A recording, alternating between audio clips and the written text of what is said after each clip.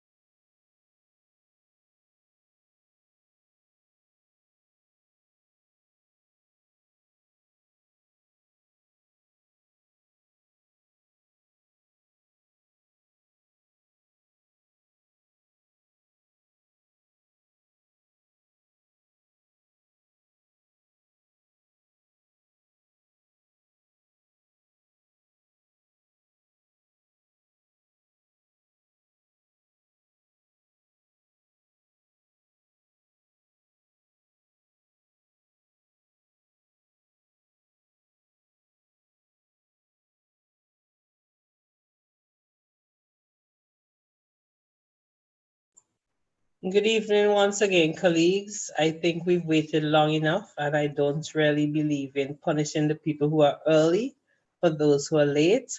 So we are ready to begin day two of Education Conference 2020 under the theme Reimagining Caribbean Education, Confronting Challenges, Embracing Opportunities. At this time, I'm going to invite Brother Julian Cambridge to give us the official welcome.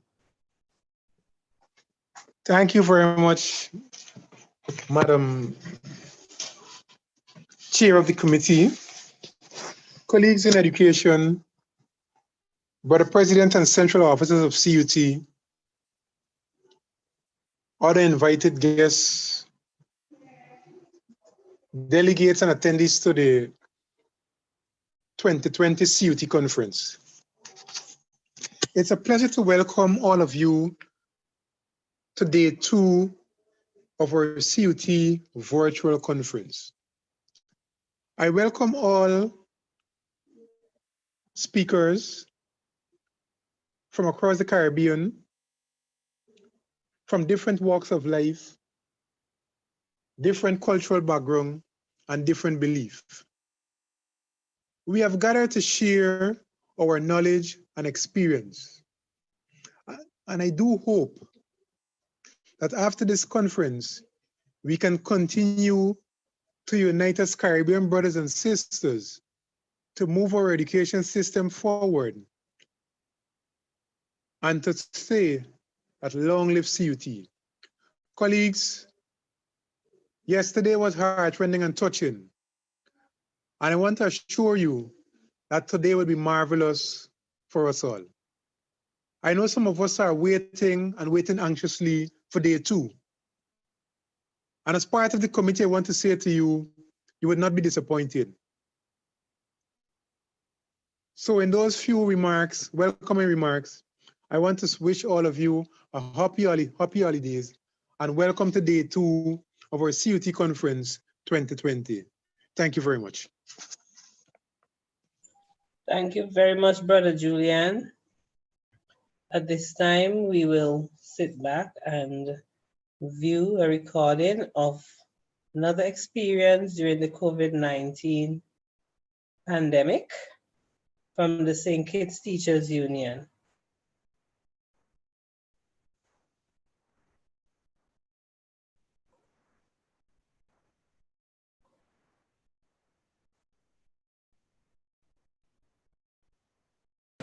Good evening, my name is Sayana Ross and I'll be talking about my experience during COVID. I was depressed because COVID has affected me in so many ways. Let me name a few. I was mostly at home, couldn't even go out. I miss going to the movies every weekend and eating pizzas right after. I miss my friends so much. School had to shut down so early. I wasn't able to run up and down, so I had to stay home and gain weight. Eating became my best friend now. Nothing wasn't normal anymore. I barely saw my family. Every day is the same routine: eat, sleep, tablet, TV, repeat. Please don't see this. Was and still is a mess now. I hope you guys enjoy the video. Bye. Good evening, my name is Sayana Ross and I'll be talking.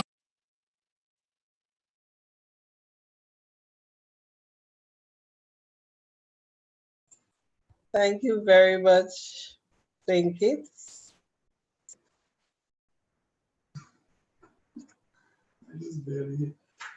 We now have the Dominica Association of Teachers COVID-19 experience.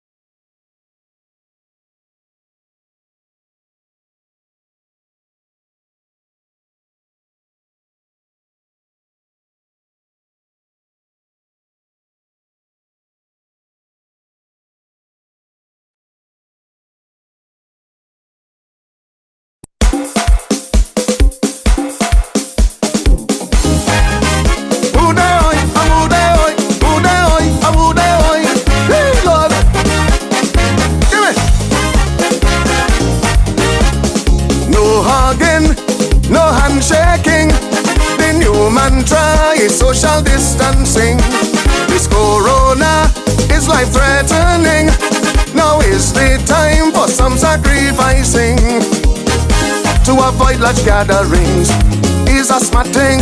If you have a cough or fever, call the doctor. Practice good hygiene, keep everything clean. Mind those droplets in the air, don't stand too near.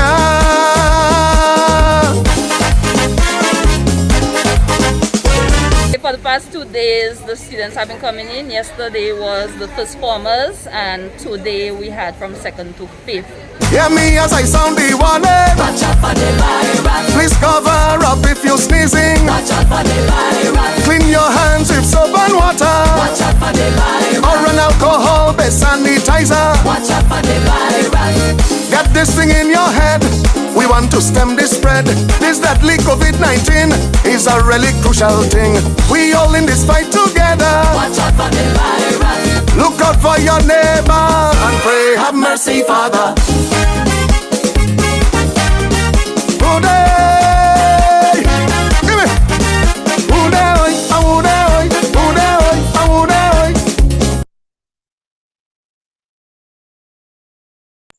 Thank you very much, Dominican Association of Teachers.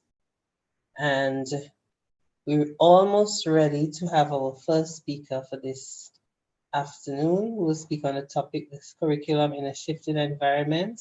And to introduce our speaker is none other than Sister Chantel Peter.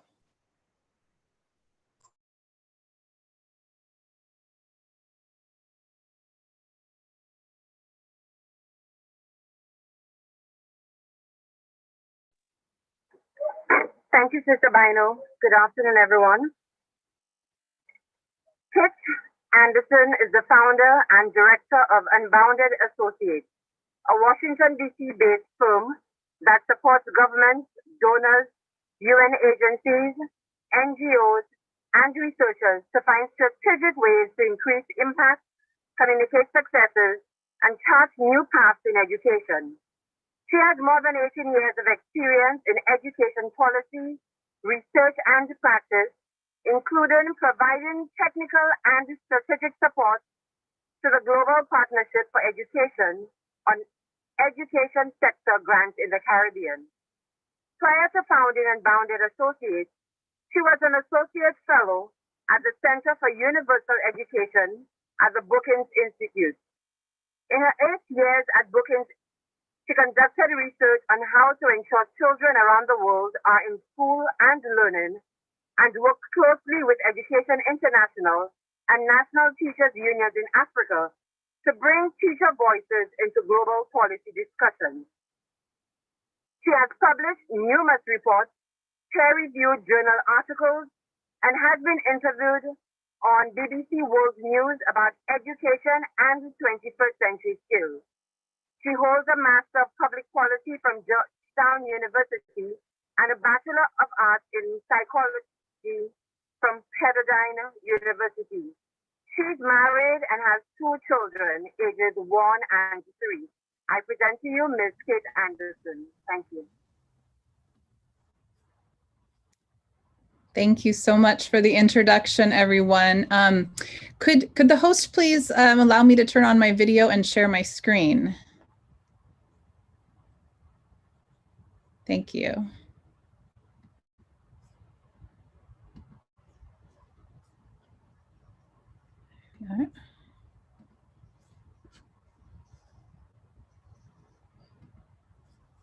Okay.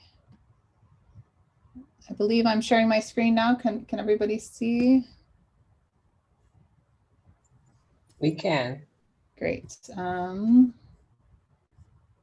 just trying to get rid of the extra on the side here. Okay, and I'll get my video going as well. All right, thank you everyone. It's such a pleasure to be here today. I'm calling in from my office, AKA a closet in my house, which is the quietest environment that I could find away from my children who are doing online schooling, it's just been quite an experience. So I was so honored to be able to take some time to talk with you about the curriculum in a shifting environment. This is something that I've really been working on and thinking about for quite a few years. You know, the environment has shifted so much in 2020, but it's been shifting long before that as well. So what I'm sharing to you today is a little bit of resources and information from different organizations and clients that I work with. Some of them based here in the US, some global organizations, and I'm hoping that this can start a discussion and really hope that we'll have a chance to follow up if anybody's interested in learning more about some of the things I've shared. So let me just tell you, I'll talk about a little bit about the environment and four considerations for curriculum. One, just thinking about children's basic needs, where their starting point is when they get back into school, the right level of the curriculum, and the skills that are included in the curriculum. Then I'll share some resources and provide you with my contact information. So the shifting environment, we know that 2020 has been a year like no other. And let me see if I'm sorry, I'm gonna see if I can get my screen. Yeah, it's a little bit better. Okay. But the world really has been shifting for years. So climate change, natural disasters, which I know you all in the Caribbean are familiar with, forced migration due to conflict or climate, automation of many of the jobs that that our workers do that have now become, you know, done by machines. Globalization, where people travel and live in all parts of the world and are constantly moving around, which has impacts for pandemics like this one.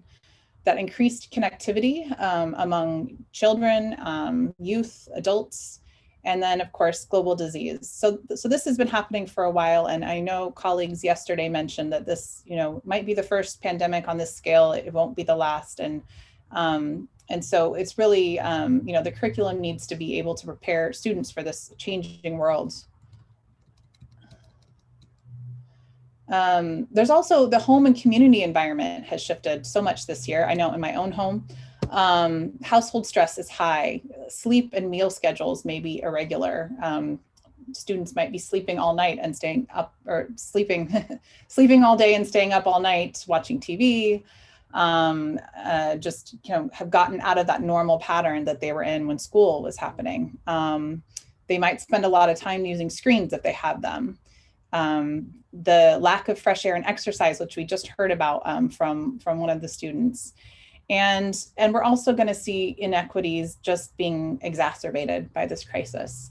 The more advantaged children might benefit from spending more time with their parents if their parents have literacy skills and talk to them frequently, and can support their emotional development. Maybe they have a dedicated caregiver and they've been reading books during this time.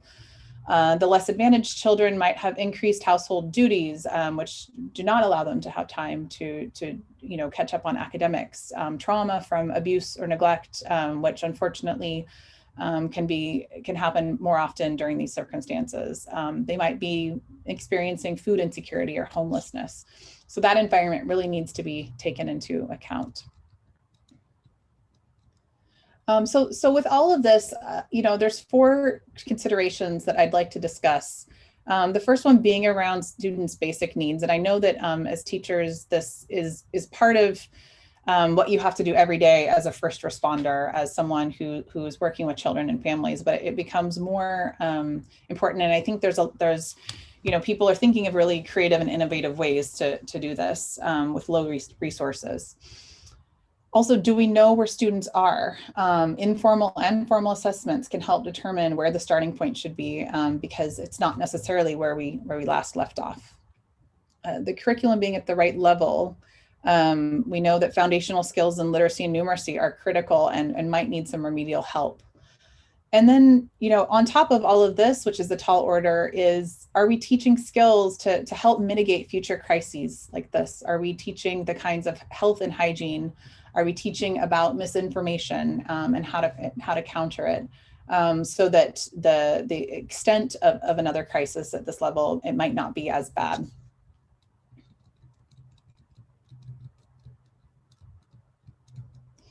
So the first topic is on students' basic needs. It's really affected every aspect of life: social, emotional, physical, academic.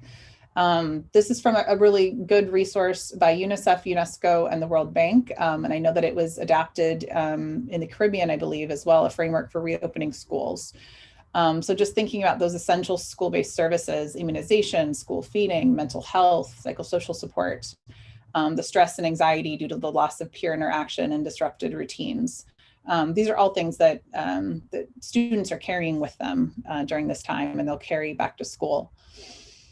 So there's some examples of how teachers and schools have been trying to overcome the basic needs and some of the lack of them. That you know, conducting a needs assessment survey to identify the families who really are highest need, who are experiencing food insecurity and housing insecurity, and you know, seeing if there's ways that they can be connected to social services to help with that.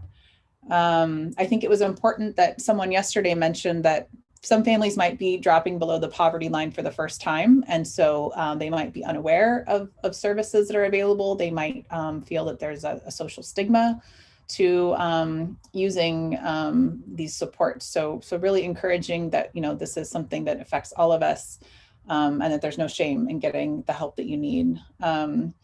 School feeding programs and family grocery programs beyond just feeding students, if those are available, you know, sometimes parents are hesitant to use them. And if they're not available, advocating within your districts and governments for these kinds of programs. Not only do they help families that cannot afford food, but also families who might be very busy and might not have the time to go seek out the healthiest ingredients, fresh ingredients. It's just something that can really help with those nutritional needs. Checking in frequently via text and WhatsApp to build trust with parents.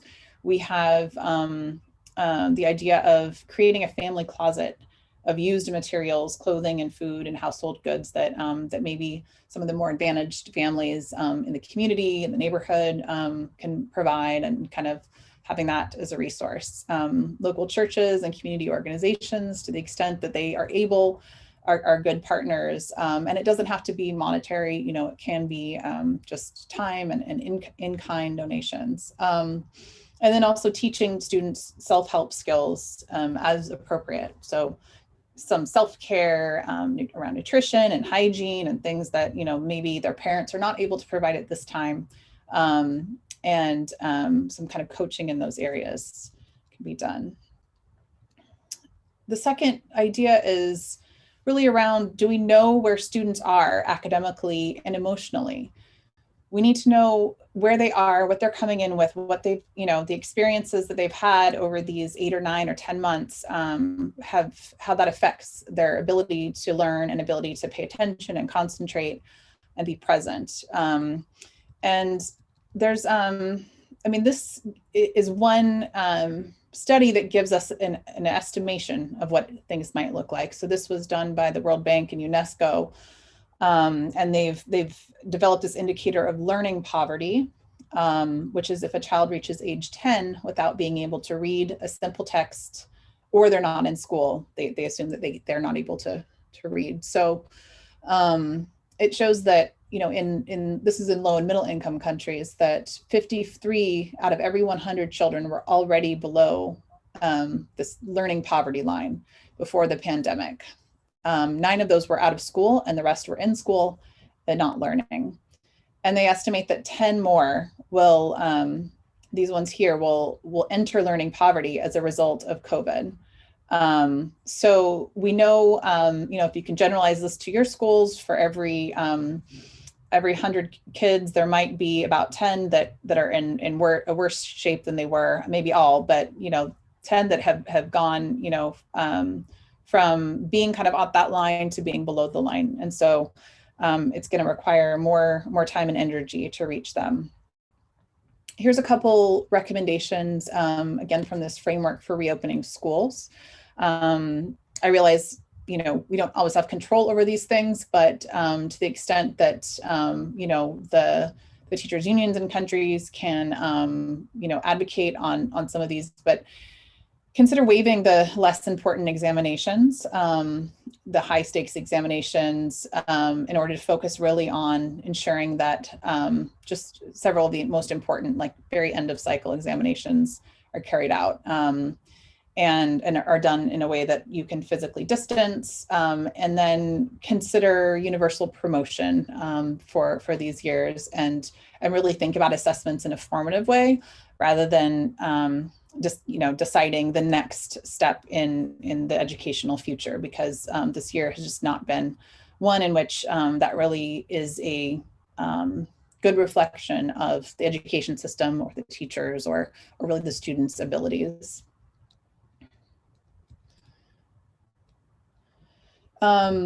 And then, you know, outside of those formal systems, there's a lot of ways to check in and know where students are. And I'm sure all of you do these things on a regular basis when in the normal classroom, but there's simple oral assessments and for literacy and numeracy, and there's free ones available online by several NGOs, ASR and UEZO.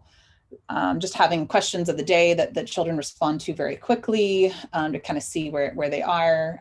Again, the check-ins with parents. There are some technology-based learning games that gather data on literacy and numeracy and other skills.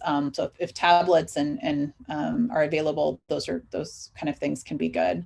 And for older students, you know, the same types of informal assessment, journals.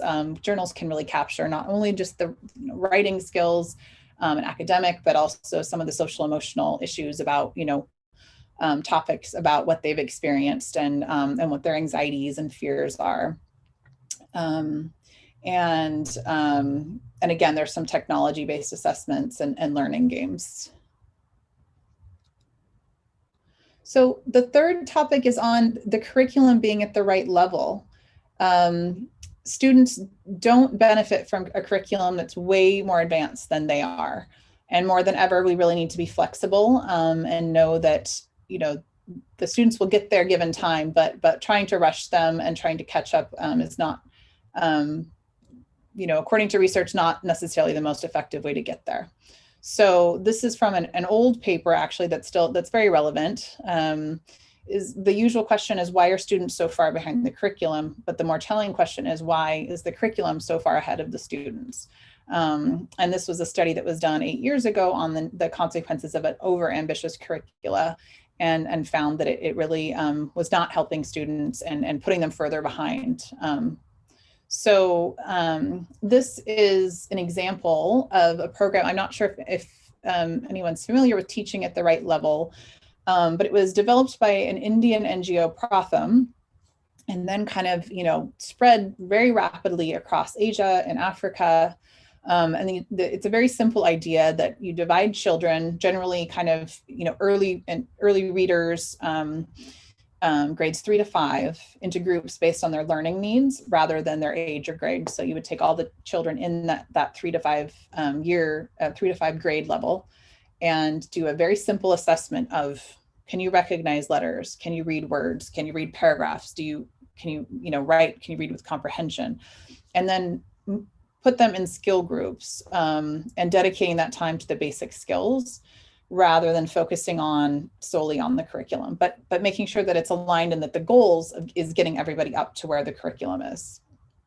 And then the student assessment was done regularly in the classroom, rather than only relying on getting information at the end of the year. And sorry, got cut off, but there have been several research studies, 6 research studies actually, conducted by the JPAL lab at Massachusetts Institute of Technology, and they found that when this program is successfully implemented, learning outcomes improve, and actually improve pretty rapidly. And they've done this in summer camps and summer programs. So it's something interesting to look into, and they have a great website that has more information about the approach, what it looks like. Here's, you know, a little bit about the approach, but it really can be done at a system level in a country or a district, and it can be done just in, you know, a teacher can adopt this in their classroom, and there's many free resources on what this might look like. So the final consideration is, are we teaching the skills that can help mitigate future crises? And I know maybe at this point, after all of the other considerations we've been talking about, this feels like the one, you could maybe let go, given all the other responsibilities. But I'd encourage you to think about, ways that are that fit into the regular curriculum and conversations that children are going to be having coming out of this pandemic, to see how you can, build some of these 21st century skills like critical thinking, problem solving, communication, creativity, global citizenship. I know, for example, the misinformation that has been spread about the pandemic, at least in my country for sure, is something that, teachers are working really hard to, to help kids learn about what is a reliable source of information. Go onto the internet, look at the different sources, find out if something is real or not real, or what we call fake news. So those kinds of things I think are going to be really important in this age we live in. And just to go a little bit deeper on some of these, this is a paper I wrote with a colleague about some of these skills. We did a study at the Brookings Institution where we looked at skills that were kind of valued in not just in education systems, but in societies. And we found that a lot of the skills that were important in early childhood, where it's much more, it's very holistic, and people, are really concerned about developing the whole child, are also reflected in what people want to see now in the workforce. So problem solving, communication, teamwork. But in the middle of the school years, sometimes it's kind of, we narrow down and we really focus on the 3 R's and, getting kids reading and getting them to, do their examinations. So just thinking a little more about that gap and how we can start to bridge that. And there's a good resource by UNESCO. I know I rely a lot, but UNESCO, they one of the things they do is a good job of kind of culling from the research and the practice that's happening around the world and putting it together in a way that's easy to digest. So this came out a couple years ago on their global citizenship education framework, but it rings so true today on what we need for our children to have to be part of this changing world. So it's the cognitive skills, the knowledge, understanding, and critical thinking about global, regional, national, and local issues and how they are interconnected. The social and emotional skills about the sense of belonging to a common humanity, sharing values and responsibilities and solidarity. And then behavioral, just not knowing these things doesn't make sure that you're going to do them and act on them. And when you're confronted with a choice, that you're going to make the one that contributes to a better world. So there's also a focus on that. And there's some very good strategies in there for those of you who are interested in learning more about global citizenship and what it entails. So I have a few resources here. UNESCO has a big list of distance learning solutions. And while they're good when school is not in session, I think also just when school goes back, we know that many schools that have started up again then end up having cases of COVID and having to adjourn and go back. And so having some of these technical tools, which some are use technology and some don't, can help bridge that if there's certain activities and things that children can do every single day, whether or not school's in session, that can help with that continuity. I think maybe you're very familiar with this, but I just found it when I was doing research for this presentation, is the Stop Coronavirus at School Today. It's a cartoon for children about 2 children in the Caribbean and how they are stopping coronavirus when they get back to school. And then there's some other resources here on planning for school reopening and recovery. So just finally, this is, if you weren't listening the whole time, here's the cheat sheet. We know that the prolonged school closure has affected every aspect of students' lives. We need to know where they are and what they're coming in with, and that requires assessment probably more frequently than has been done before. foundational literacy and numeracy remain critical, and remediation might be needed. And there's some ways that can be done, working within the constraints of the normal school day. But a broader set of skills is needed to thrive in our changing world. And so, they also need to kind of be on the table, and many of them, are very enjoyable to children and youth to develop these skills. And then finally, there's resources and through this, community of practice right here, people to help you develop the skills in your students, and you don't have to go it alone.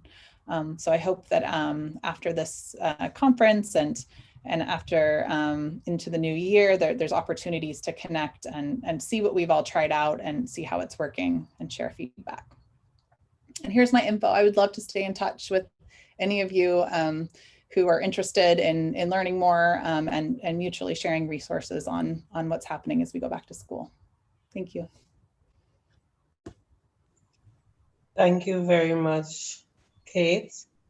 Do we have any questions?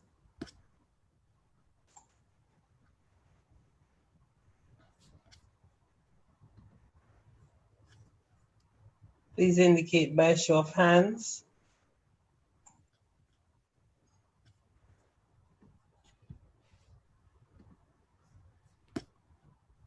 Okay, Soretta.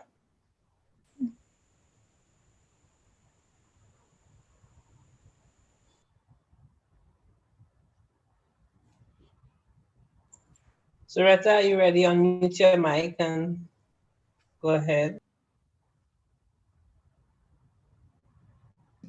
Sorry, there was a mistake.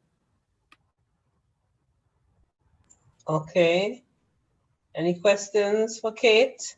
Comments?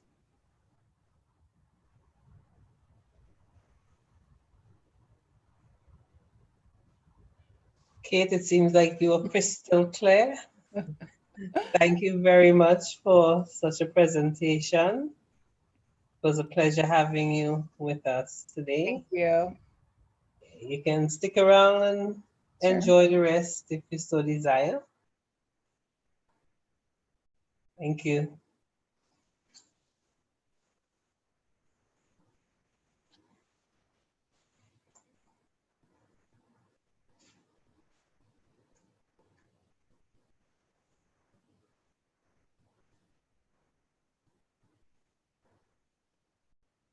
In continuing the program, we now have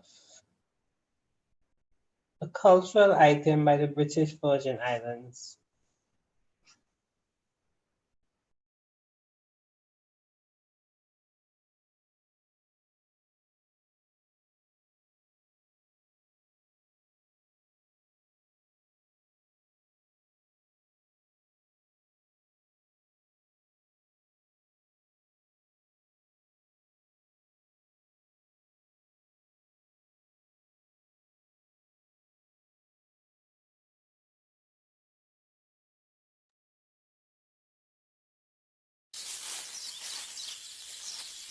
Lovely. Thank you. You're welcome. Carry me back to them old time days. Say carry me back to them good old days. Carry me back to a place where there is love, where there is happiness, peace and joy. Say carry me back. Carry me back. Carry me back. Carry me back. Carry me back to them old time days. Say carry me back to them good old days. Carry me back to a place where there is love, where there is happiness, peace and joy. Say carry me back. Carry me back. Carry me back. carry me back. Carry me back to them old time days. Say carry me back to them good old days. Carry me back to a place where there is love, where there is happiness, peace and joy. Say carry me back. This is BVI Love. Carry me back. Carry me back.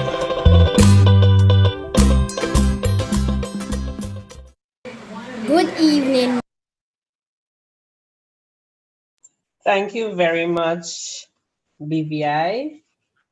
And we are now ready for keynote address. So we invite Sister Charmaine Goodin-Monteith to introduce our esteemed speaker.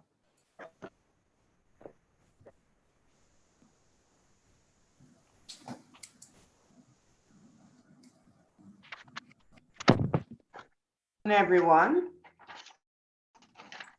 Madam Chairman, I hope Dr. Smith has logged on already. I'm here.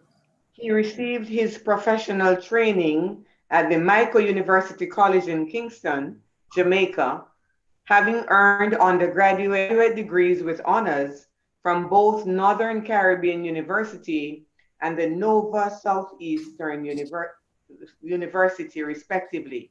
He's a Jamaica 2010 Fulbright Scholar who has read for a Doctor of Education with high commendation in Educational Leadership and Policy from Howard University in the USA. Our keynote speaker is credited with the establishment of Belmont Academy, Jamaica's first center of excellence. He was previously engaged as the principal director of the National College for Educational Leadership, NCEL, and was in 2015 appointed permanent secretary in the Ministry of Education, Youth and Information.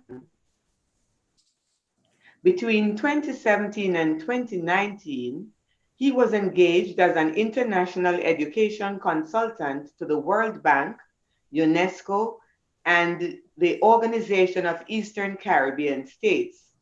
He provided policy and technical advice to the governments across Latin America, the Caribbean, and the Middle East.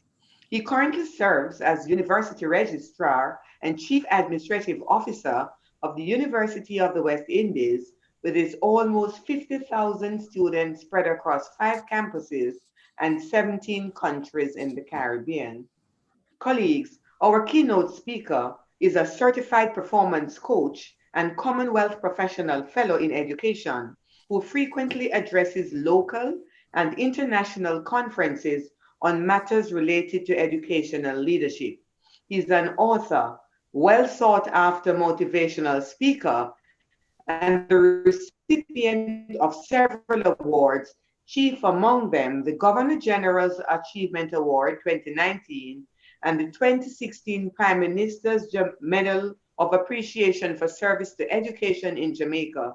He's also a Justice of the Peace for the Parish of Kingston. Ladies and gentlemen, help me welcome our keynote speaker, Dr. Maurice Smith, an erudite gentleman who I'm sure will make the ideal choice of keynote speaker to address our theme for the conference, Reimagining Caribbean Education, Confronting Challenges, Embracing Opportunities. Let's hear it for Dr. Smith. My colleague and sister, thank you so very much. I greet the leadership of the Caribbean Union of Teachers and certainly all our members here present. It is a privilege. It is a pleasure to be sharing with you. I am particularly humbled and I am grateful. Before I go any further, please accept the very best wishes for the season. Merry Christmas. The beauty about being here today, Thursday, December 17, 2020, is that we are almost at the end of a year. And the fact that we are here says that we are survivors, and our purpose is unfinished, and that which is ahead of us is greater than that which we have gone through. So I am happy that I'm with you, and I'm even happier that you're with me, and that together we can end 2020 and embrace 2021 with courage and with vitality and with hope, knowing that our best days are yet ahead. I've been asked to share with you some thoughts on the theme Reimagining Caribbean Education, Confronting Challenges, Embracing Opportunities. We in the Caribbean have come a far way. We are not as divided in terms of our cultural experiences.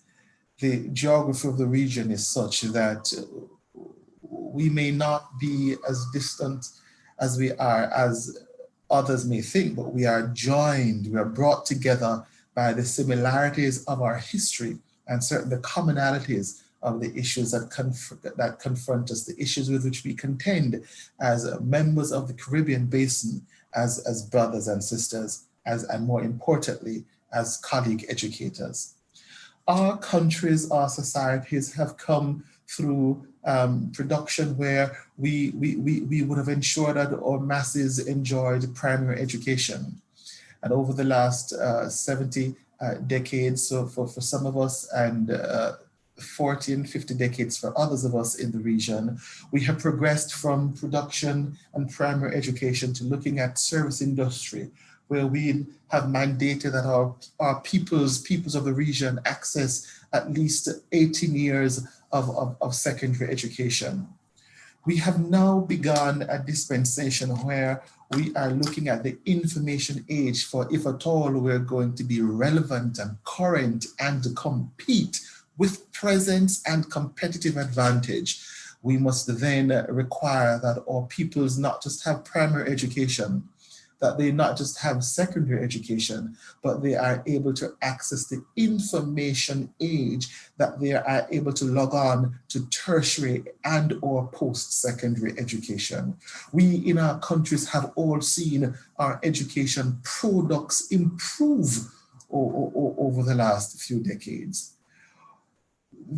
Our history, our past has served to introduce certain key constructs: access to education, parity, quality, technology, health, industrial revolution, infrastructure, TVET, reform.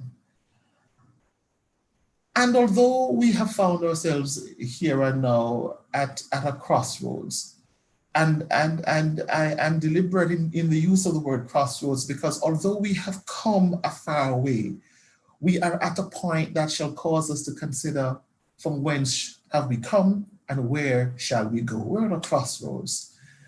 I believe that as a region, not only have we made tremendous strides, but we have, and not only have we gone through tremendous challenges, but we have tremendous opportunities knocking at our door. We have evolved into being formalized economies.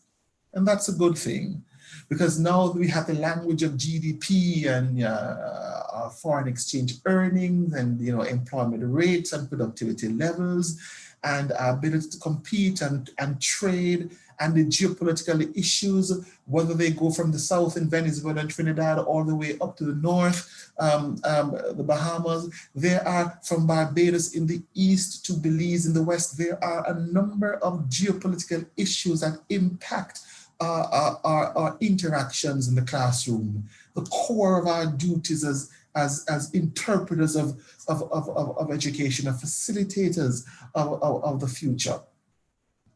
We have stronger economies. But I submit to you, colleagues, for consideration that there is a danger in describing ourselves as economies. There's a danger in accepting the fact that we are but economies, a single economy as a regional bloc, or individual economies, the 17 countries across the region. There is a danger in describing ourselves as economies, because when we do that, when we ascribe to that notion, when we embrace that particular construct and that construct only, we make our role as teachers, as educators, impersonal. I want to suggest that in this space here and now, we are operating more as economies and less as societies. And there is an inherent danger that I wish to flag, because our focus now is on trade and economic vitality and the vibrancy of trade and employment and foreign exchange earnings and whether or not our economies are vibrant and buoyant. But in doing that, we lose the fact that we are societies. We have lost the human touch, the ability to interact, to be interpersonal, to be personal, to empathize, to connect, to touch, to hug, to be human. And teaching is more about the preservation of humanity as it is, than it is the production of outputs. There are advantages to the fact that we are economies, but there are grave dangers to our not being societies, because as teachers, as educators, we are not just called to divide labor. We're not just called to produce intangible products. We are called to shape human beings. We are called to create minds. We are called to carve futures. We are called to give birth to ideas and to create futures and prospects and possibilities. We must, as teachers, never lose sight of the fact that we are about the business of making human beings better. We must never lose sight of the fact that our job, our core function, is to create societies, is to create healthy dynamic relationships in which people can exchange ideas, in which there can be an explosion, an expose, if you will, of innovation and creativity and problem solving and a higher level and critical thinking skills. We must never lose sight of the fact that as teachers, we are called to create human beings who have the ability to make the world a better place. There are some challenges, and we would have just spoken briefly about some of them, but I wish to spend more of my time, colleagues, articulating, if you will, what I believe are the opportunities that present themselves if and when we embrace our role as nurturers of society. There are opportunities that present themselves if and when we embrace our roles of incubators of the future. There are opportunities that present themselves if and when we embrace our roles as gatekeepers and midwives and mid-husbands of a future yet unknown. There are 3 opportunities I wish to suggest to you for consideration. Number 1, if we're going to reimagine Caribbean education, if we're going to confront a challenge, one opportunity that we must envisage, one opportunity we must embrace is the opportunity to refine our philosophy. What is the philosophy of education? And that's not a question that must be answered only at the macro level by ministers or departments of education. That's a question each of us as teachers must strive to answer on a regular basis. What is our philosophy? Why do we teach? Why have we chosen to teach? Is it that we weren't able to do anything else? And I say that because I'm a teacher. I've always said, I've never hidden, I am proud to be a teacher. I didn't happen upon teaching. I didn't choose to teach because I couldn't do anything else. I chose to teach because that is what I was created to do. What is your philosophy as teachers? And what values do you espouse? Do we say to people, just make a money, just hustle, just have a job? Or do we teach people how to be honest? Do we teach people how to be disciplined? Do we teach people how to be punctual and respectful and to be cooperative and to be kind and empathetic? Do we promote integrity? And we live in a time when these words have become removed from the vocabulary, unfortunately. We can't just talk about money. We have to talk about living peaceably. We have to talk about happiness and health. What values do we espouse? What is the philosophy that we embrace as teachers? We must teach our students how to coexist, how to become better, how to be productive citizens, how to resolve problems, how to communicate, how to be diplomatic, how to be tactful. These are skills that are missing from our landscape. And colleagues, in as much as we build new schoolrooms, in as much as we introduce new curricula, in as much as we provide more money for education, those things can never take the place of a value system that is sound and sober. If you think about it for a minute, there are many decisions that are made that by people who would have graduated from Ivy League universities, because alas, there's a difference between being schooled and being educated. And one of the big differences is the philosophy.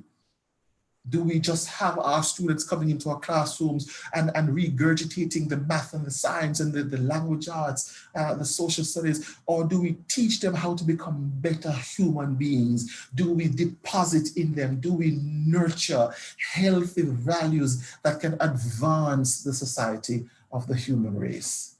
The philosophy that we have as teachers is important. And I tell you what, colleagues, that philosophy must be so infectious that we must say to our teachers, if you don't love people, if you don't believe in your children, if you don't believe that their future is better, if you don't believe that you can inject and impart hope in them, then perhaps the classroom is not for you. But the classroom needs people who are not just degreed. The classroom needs people who are disciplined, who are dedicated, who love children, who can speak hope and optimism, who can say to somebody, you can't control where you have come from, but you can control where you're going. What is the philosophy? What values do we espouse as teachers?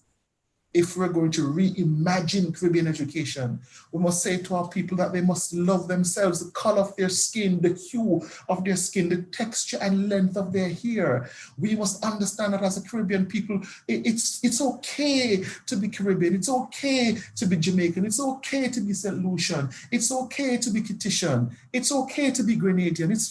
You are not less than anybody else. You are not less. You're not less than somebody who is from a first world country. They say you're not less than somebody who is from Australia or Europe or US. You're just as good, just as talented, just as bright, just as smart. What is the philosophy that we espouse? What is the philosophy that we impart as teachers? So as we reimagine Caribbean education, as we confront the many challenges that exist, an opportunity presents itself that we must get back to the basics. We must cause people to reflect upon and refine their philosophy, who they are, why they teach, what makes them who they are, that they are not less than, that no one is better than them. They are just as gifted, just as bright, just as smart, just as talented, and that they can achieve, because teachers must speak positivity. Teachers must speak hope. Teachers must speak a future into the lives of the students that they teach. What is the philosophy? The second idea that I wish to share with us, colleagues, is that of the policies that we contend with as Caribbean teachers, Caribbean educators. What are the policies that will help to create and engender the kind of philosophy that will take us farther along? How do we fund education? This thing called the curriculum, what do we teach? I am at pains to remind educators like myself that we don't teach curricula, we teach individuals, we teach students. We don't teach curricula, we teach students, we teach human beings. We must not reduce the process to teaching a subject. We must understand that we're teaching human beings, that there are individuals with ideas and challenges and opportunities and circumstances, and we must lend ourselves to identifying with the issues in their communities and in their homes, in their families, and we can bridge the gap between the subject matter and the subject called the student. I'm at the point now where I think in the Caribbean, we should do away with these standardized exams at the end of grade 6 that say because of a score that you have, you should go to this school or that school, because very often the school that you go to in many respects almost shapes the rest of your future, almost determines the rest of your future. That we must spend time as policymakers, spend time as teachers, spend time as stakeholders, ensuring that there are higher quality spaces at the secondary level, so that reducing the inequalities to ensure that all our children, irrespective of who they are, irrespective of where they come from, irrespective of who they are connected to, irrespective of the resources to which they have access, irrespective of the color of their skin, whether they were born in a hill or born in a valley, that all our children deserve the best education. And when we look across the region, we have too many education systems that are not equitable, that don't provide the best kind of education in an even-handed manner for all our students. I think the time has come for us as a region to do away with, this Caribbean these. And let me not go so granular. I think the time has come for us to determine, to look at the mechanisms that say, okay, even if you were to do a standardized exam, a terminal exam at the end of grade 6, you should ensure that all secondary schools are operating at a particular level, that we reduce inequities that exist, so that we ensure that all our students get good quality secondary education. We should increase the quality spaces and places in our high schools. I also think that the time has long come and gone for us to ensure that we're teaching all our students a second language. In the region, we're close to South America. In fact, I could say that we're close to China. I could say that. Are we teaching our students how a second language? Are we giving them and equipping them the language skills that they need? Because the language is the vehicle. It's a functional skill that they need to get along. What are the policies in place? Are we still going to be perpetuating this thing about should we not insist upon zoning? That should we not say that children, irrespective of the communities from which they have come, should have great high schools so that they can walk to easily access? What about policies that promote teacher professional development and succession planning and leadership development? How do we move our teachers along a career pathway? How do we incentivize and reward teachers for the excellence that they demonstrate on a daily basis? How do we develop curricula that are responsive, that are infused with technology, that are infused with values, good, healthy values, that are infused with skill sets and critical thinking abilities that will help them to create their own future and to create their own employment opportunities so that they can become entrepreneurs as opposed to consumers? What are the policies that we have in place? I think it's about time, colleagues, that we not just reflect on our philosophy, but we also, in a meaningful and almost aggressive manner, reflect on the policies that we have that administer the education systems in our respective territories. How do we argue and plan and prepare our teachers? How do we argue for, plan, and prepare our students? What are the parameters guiding and informing that discussion? The policy framework that exists in our territories cannot be divorced, cannot be exempt, cannot be excluded from the dialogue. That if we're going to reimagine education in the Caribbean, we must take the bull by the horn and say we need equitable, well thought through, well-funded policies that are not political in nature, but that we do what is best for education and not what's best for the elite of our society. That we have to create opportunities for all our students. If we're going to reimagine Caribbean education, if we're going to confront the challenges, and if we're going to embrace the opportunities that are present and those that are to come, we must reflect on our policies.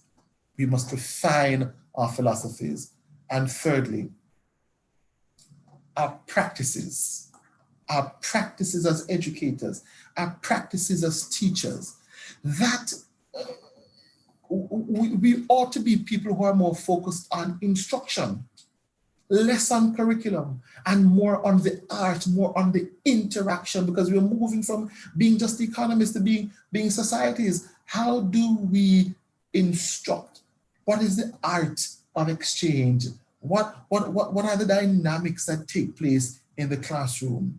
Do we teach each child as though each child is the class, or do we teach a class of children? Are we transactional as teachers, or are we transformational?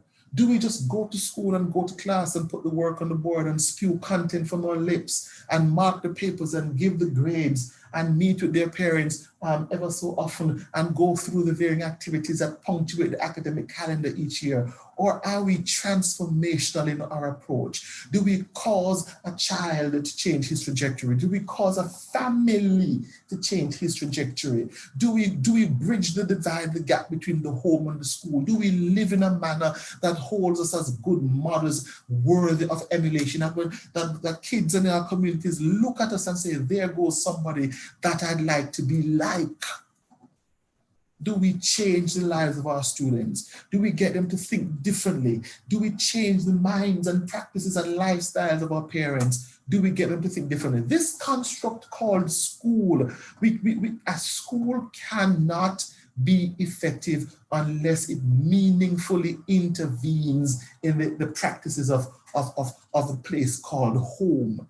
And a teacher cannot be effective unless he or she intervenes in the relationship between school and home. That we have to be that bridge, we have to be that liaison, we have to be that lantern, that connecting light. The way we teach and the way we live, our practices as teachers must transform the lives of the students. That is not, it's insufficient to just log onto our computers and teach and go. It's insufficient, it's inadequate, it's ineffective to just talk to the screens. That we must love our students, we must love our job, because no country in the world can pay a teacher for what he or she is worth, none. That if we love our jobs and we are called to do it and we give it our best shot, if we live our lives to pour out of ourselves and pour into our students so that they become better than us, then and only then can we say our practices are effective, our practices are helping to transform the lives of our students. I say all the while, I didn't know my teachers were humans. I thought that my teachers were gods. I didn't know my teachers. I so reverenced them. I so revered them. I so respected my teachers. I thought that they were little gods. I didn't know my teachers were human beings. They walked with such confidence, and when they spoke, you could learn from them. Colleagues, the way we dress, the way we speak, the way we think, the way we carry ourselves, everything about us as teachers must be called into question. We must reflect on our practices, because doing that creates opportunities that will help us to confront the challenges with which we contend as a region if we're going to reimagine education in the Caribbean. So as you participate in this conference, as you participate and attend and are engaged in the many sessions, as you consider education in the Caribbean, understand that if we're going to become our best selves, if we're going to achieve our fullest potential, we must reimagine this thing called education. It requires boldness and courage. It requires leadership. It requires our confronting the challenges and calling a spade a spade. It requires our envisaging and embracing the opportunities. And there are many, because many of us in this room have not yet gotten to the top of the game, that there is so much more potential that is hidden inside of us. We have not yet become our best selves. If we're going to reimagine Caribbean education, we must become our best selves. And in so doing, we must refine our philosophy. We must get back to basics and understand why we're teaching, what are the values we're espousing, are we helping our students to coexist and to solve problems and become their best selves, to become productive. We must refine our philosophies. We must reflect on our policies, that we must advocate for and articulate mechanisms and procedures and systems that improve the offerings, that lessen the inequalities that exist. And we must reflect upon our practices, that we should understand that we are more instructors than we are curriculum imparters, that we must teach the children in front of us, that we must love them, that we must embrace the future, that we must inject hope into their DNA, that we must vaccinate them against any sorts of despondency, that we have to move away from transacting business as usual, and we must help them to transform their lives by virtue of their mindsets and their paradigms, so that they can transform their lives and transform their communities and transform their societies, transform their countries, and transform this place called the Caribbean. As you come, as you reimagine Caribbean education, as you confront the challenges and embrace the opportunities, we must refine our philosophies. We must reflect on our policies, and we must call into question, into remembrance, the practices, our practices as education, as educators, as teachers. That is the challenge that is before us today. I wish for you continued success.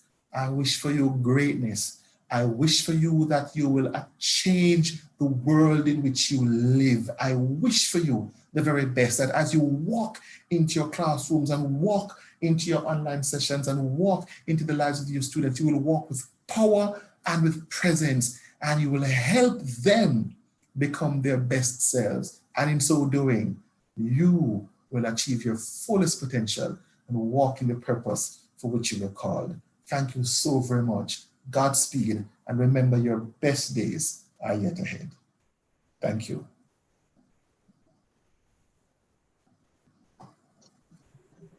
Thank you very much, Dr. Smith. Colleagues, we want to bear with me. Dr. Smith did an excellent job. So let's put our hands together for him once again. And at this time, I will open the floor for questions, comments that persons want to make at this moment.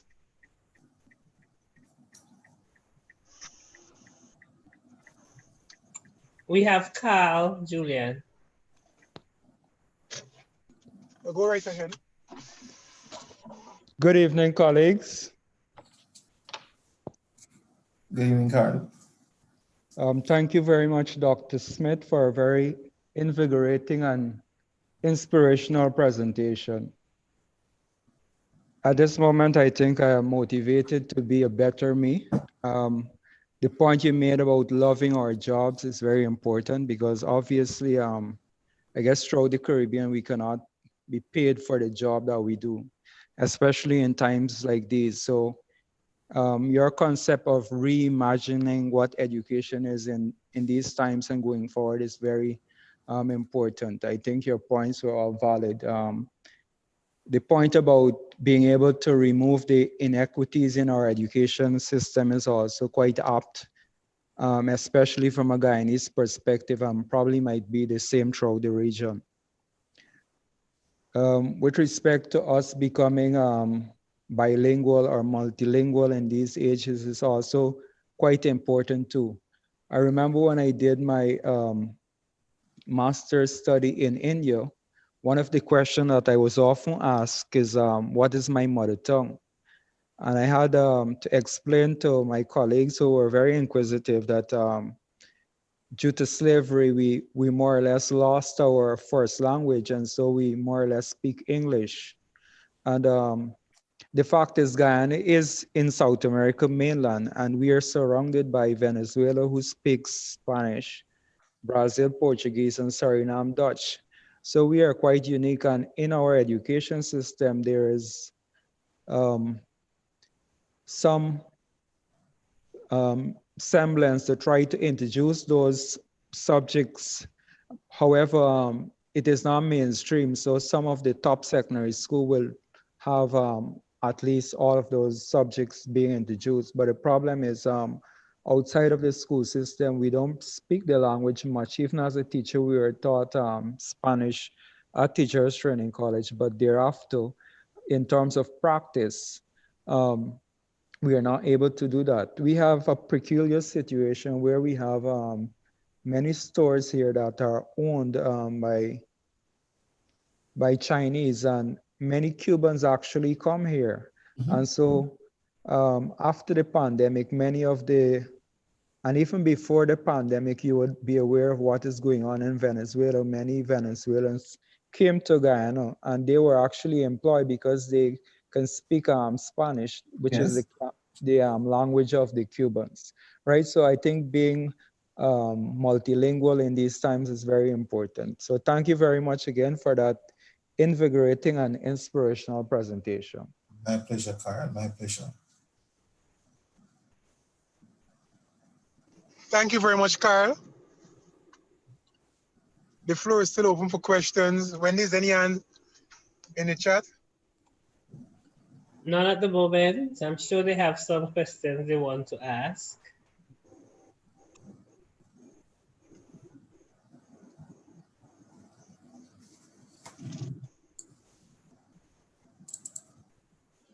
Or the presentation was so good that persons are still thinking how to find a question out of it. Okay, we have one from Elena. Great. Hi, good afternoon. Dr. Smith, thank you so much for a wonderful presentation. I am sure that those of us listening would have felt, as the previous speaker said, a bit more motivated, to do more as teachers.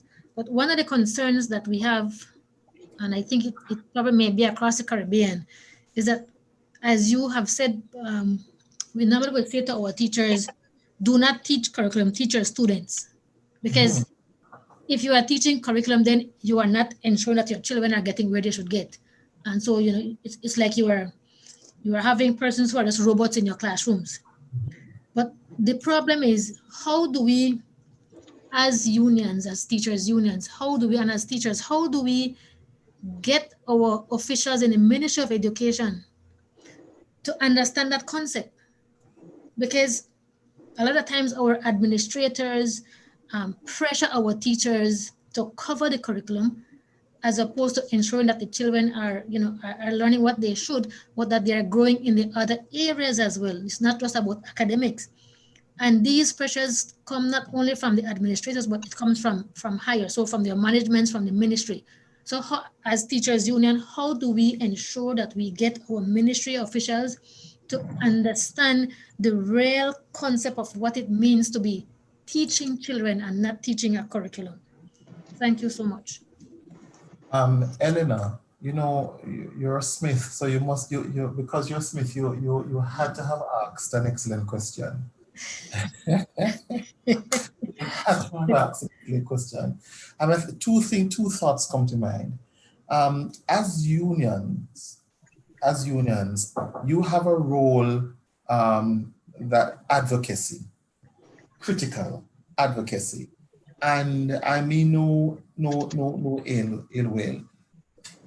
In addition to strongly advocating for terms and conditions, I think the narrative must also include these professional hardcore educational issues. So advocacy, advocating that departments of education and advocating that parents understand what the real meaning of education is. So I think advocacy is a huge vehicle that can be used. I think another powerful tool that you have is that of action research.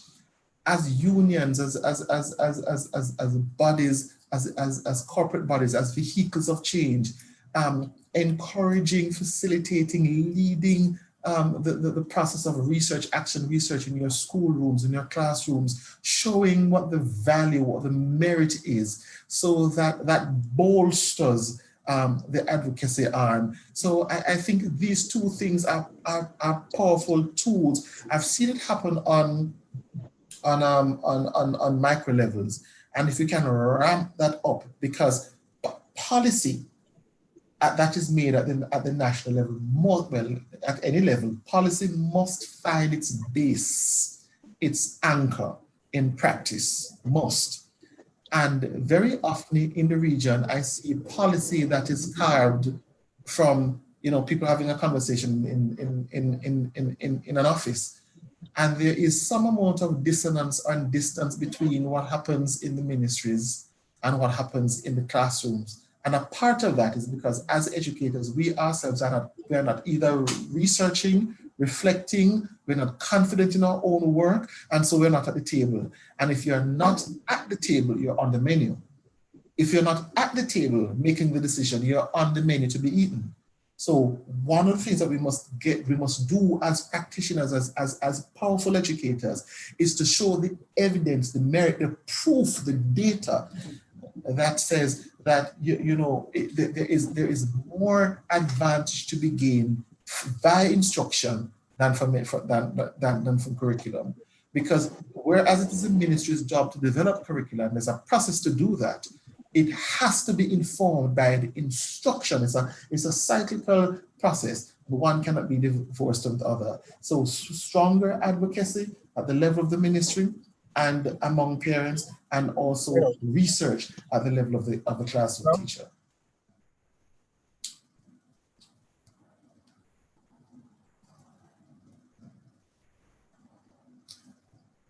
Okay.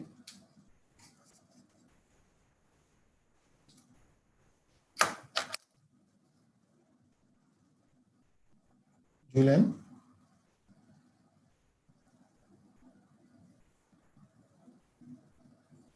Julian? Yes, Wendy. Sorry about that. Any other questions, Wendy, from anyone? No.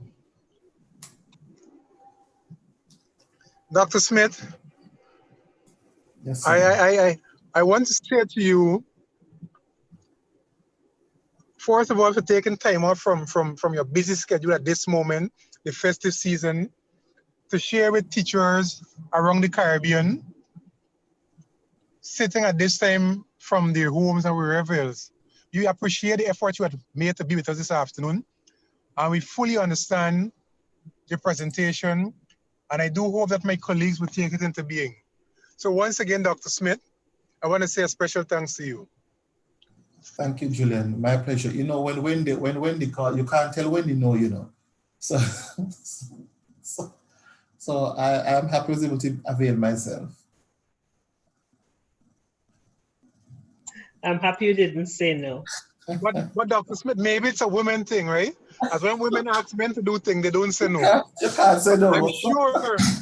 I'm sure if one of our male colleagues had asked you, you might have been a no. Can't say no at all. But it was a pleasure. Thank you for the opportunity. I deem it a privilege. Yeah, thank you very much, Dr. Smith. At this time, as we move along with the program, and I'm certain that our two presentations this afternoon so far has been touching and reflecting to all of us. So at this time, we're going to move away from the presentation a bit, and we'll have a cultural item by the BVI Teachers Union. So put your hands together for a cultural item from the BVI Teachers Union.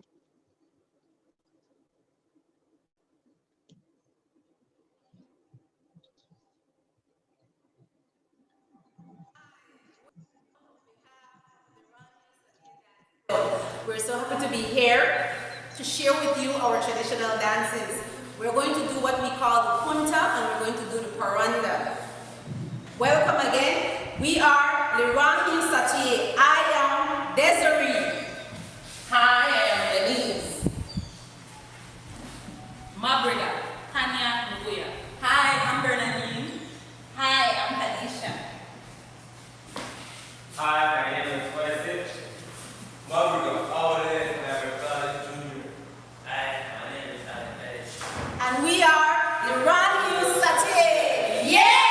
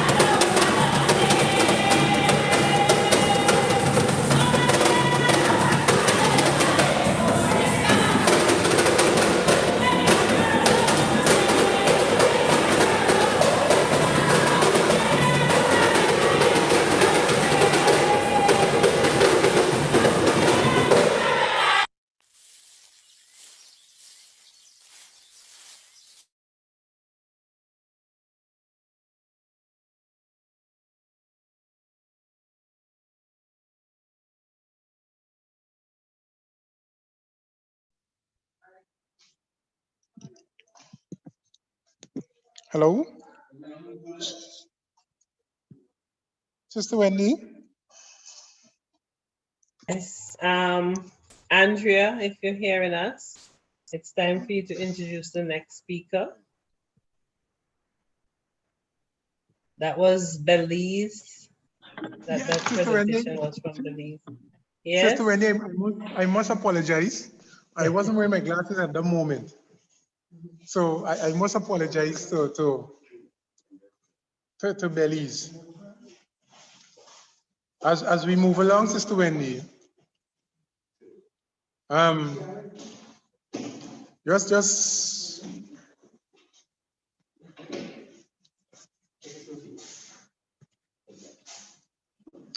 but as we move along in the program,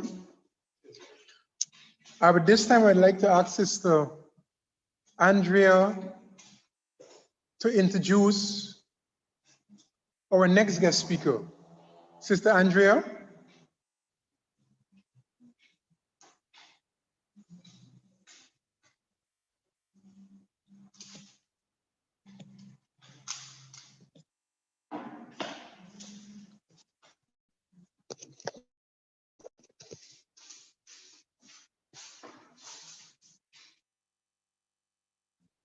Sister Andrea. The point okay?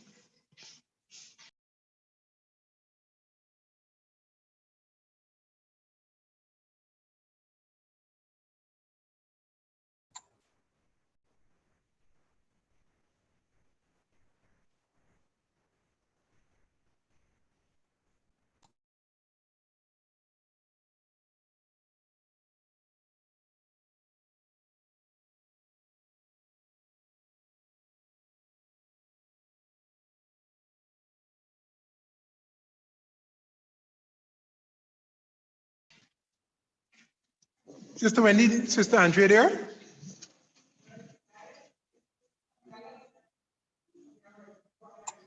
I think she's having some trouble, so let me read Kevin. No problem, Sister Wendy.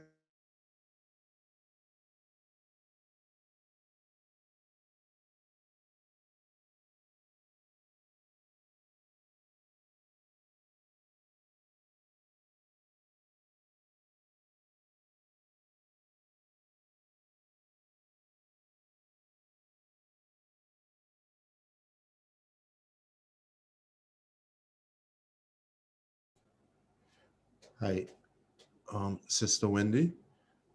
It seems Yes, like I Sister am. Andrea is having technical issues. But just to indicate, Sister Wendy, are you going ahead with his bio? Yes, I'll do that. Okay. All right. Okay.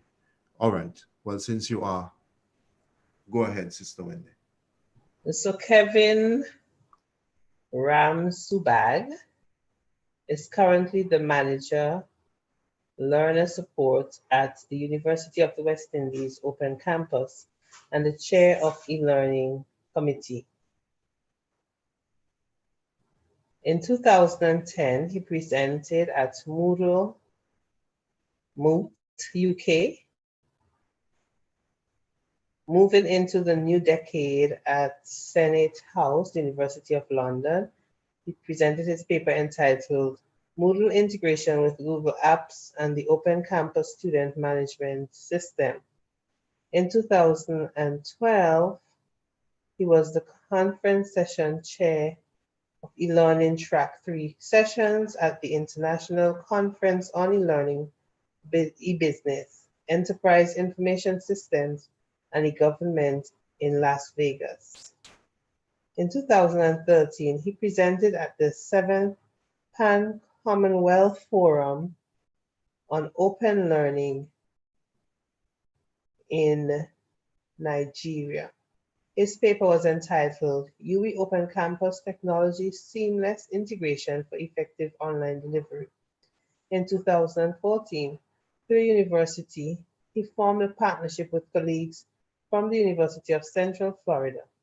This partnership produced a collaborative paper entitled International Collaboration at a Distance, a critical review on initiating, implementing, and sustaining of virtual teams, which was presented at the Online Learning Consortium Conference in Orlando, Florida in 2015.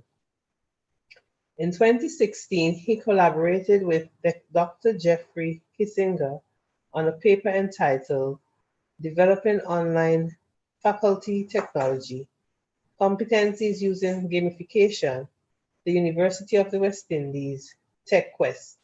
This paper was later presented by Dr. Kissinger at the UB Tech conference in 2016. In 2017, Conference Paper Reviewer, OLC, Innovate Conference, New Orleans, April 2017. In 2018, he presented a paper entitled Caribbean Collaboration, a One UE Initiative at the BB World 2018 conference in Orlando, Florida. In 2020, in February to be specific, he presented a research paper entitled Using Learning Analytics Towards Student Success at the UE Open Campus. In October of this year, he presented as a keynote speaker his paper entitled The Changing Dynamics of Online Education, a pandemic discussion at the Education with Technology virtual conference hosted by the University of Curacao. His specialties are business strategy, leading and managing organizational resources, project management, systems administration, e-learning technologies. Ladies, gentlemen, I present to you Kevin Ramsuhat. Thank you very much, Wendy. Colleagues, thank you very much. I hope you can hear me clearly. Just indicate. Can you hear me?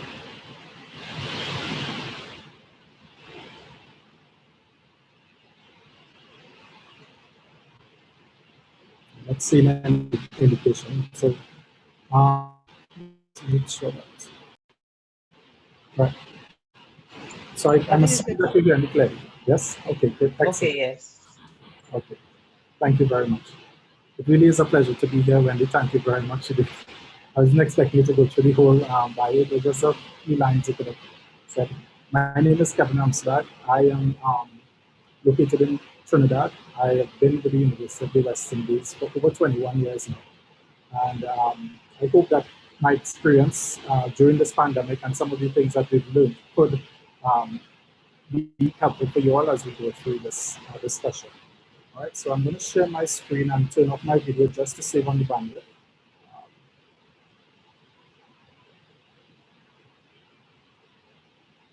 Turn off the video. Excellent.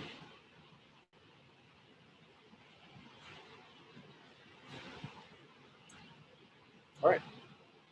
So you should be seeing my presentation.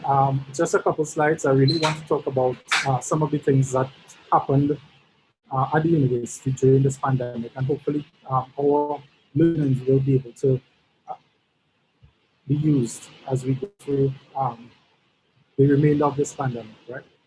So, as I mentioned, Kevin Ramsuhat is the name, and today we'll be talking about the Open Campus and the UE and how our experiences were during the pandemic and what happened from back in March when the pandemic actually hits up to today and what is happening today at the university. And I'll take from those experiences to come to some conclusions in what we can do to move together in the future. All right. I want to touch a little bit about our stakeholders. We have identified some key stakeholders during this period, and I want to touch on stakeholders and be able to extract from the stakeholders some of the things that we will see changing during this period as well. And then I want to talk a little about the new roadmap and then beyond the pandemic. Okay. Okay. So at the university, back in March, on the 14th of March, I think it was a Friday, is when we found out that the campuses were going to close and most of the businesses across the region started to shut down. And we recognized that things were changing, right? During that first week of starting to shut down the Open Campus, we've been doing teaching and learning online for quite some time. So back in 2008 is when we actually launched our online programs, but we've been working behind the scenes since 2005, 2006, setting up this online infrastructure. So we had some experience on what it would take for us to quickly move to an online experience for our university. So the Open Campus was that group that the rest of the university looked at to support that whole move to online and teaching and learning online. So during that first week of March, when we found out that we were going to shut down, we started facilitator training across the university because it was at the middle of the semester. It was at a time when teaching and learning was in full swing. And we didn't want to disrupt our students too much. So we had to train our faculty across the region, persons who were comfortable using the face-to-face mode of delivery. We had to train them on how to quickly move to online and start to deliver content online. All right, so we went through a university-wide drive where we trained 962 university faculty members. And this would be faculty members from on the 5 campuses now, because we did have some open campus persons that needed training. At the open campus, we also service all English-speaking Caribbean countries. And we do have some face-to-face delivery happening at our country sites. So we had to also train our teaching staff across the region at the open campus. And we did that within the same week or the same period that we were training our colleagues on the other campuses. We were also supporting our open campus colleagues. And at the same time, the governments within the region turned to us, as well as some NGOs and other bodies within the region turned to us to really support them to get online quickly. So in that first 2 months of the pandemic hitting the open campus, we had to do a lot of transitional training from face-to-face type delivery to online delivery. And my team would have led a lot of those training sessions, and we would have interacted with teachers from across the region, and we would have been able to have conversations and find out exactly what was happening on the ground. And during this time, instead of just training persons, we were also conversing and we were gathering data and trying to understand exactly what is happening in the region. We were comfortable operating online, but for most people, most teachers across the region, this was a very new thing, right? So we had to gather that data as well.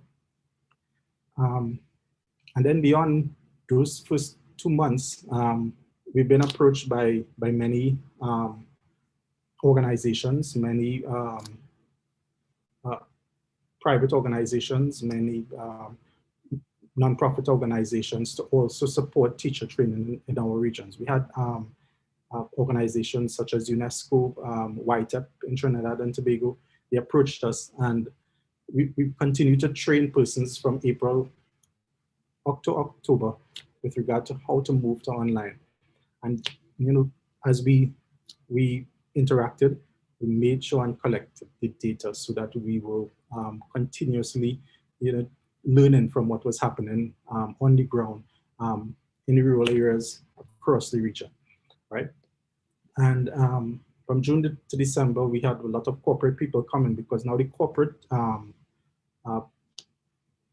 organizations within the region, they are moving their HR training, their corporate trainings to online, and they wanted to be able to set up infrastructures to be able to do that. So in June, we started to see a lot of corporate persons coming towards us to support there. And this was another group that we could have targeted and gathered information from in terms of what needed to be done as we continue to grapple with this. And we continue up until now into 2021. We have already started training with other regional bodies, ministries of education have reached out to us to help their teachers become very comfortable in this whole online world. So what did that mean for us? It allowed us to gain some valuable insights, right? And first, we recognized that there were some key stakeholders that we wanted to identify, and then dissect these stakeholders and determine what each stakeholder would need and how these we would see these stakeholders transition or change from where they are, where they were back in March, to where they are now and where they need to be. So we identified those stakeholders. We also recognized that this was a new norm. So there was no going back. There is no going back to the way it was before. We recognize that we are seeing a lot of data. We have to plan for that data and we have to use that data effectively. And that is critical for us. And you'll hear me mention during this talk a lot of the data that we are gathering and a lot of data that we now have at our fingertips. How can we plan and use that data effectively as we move forward this new norm?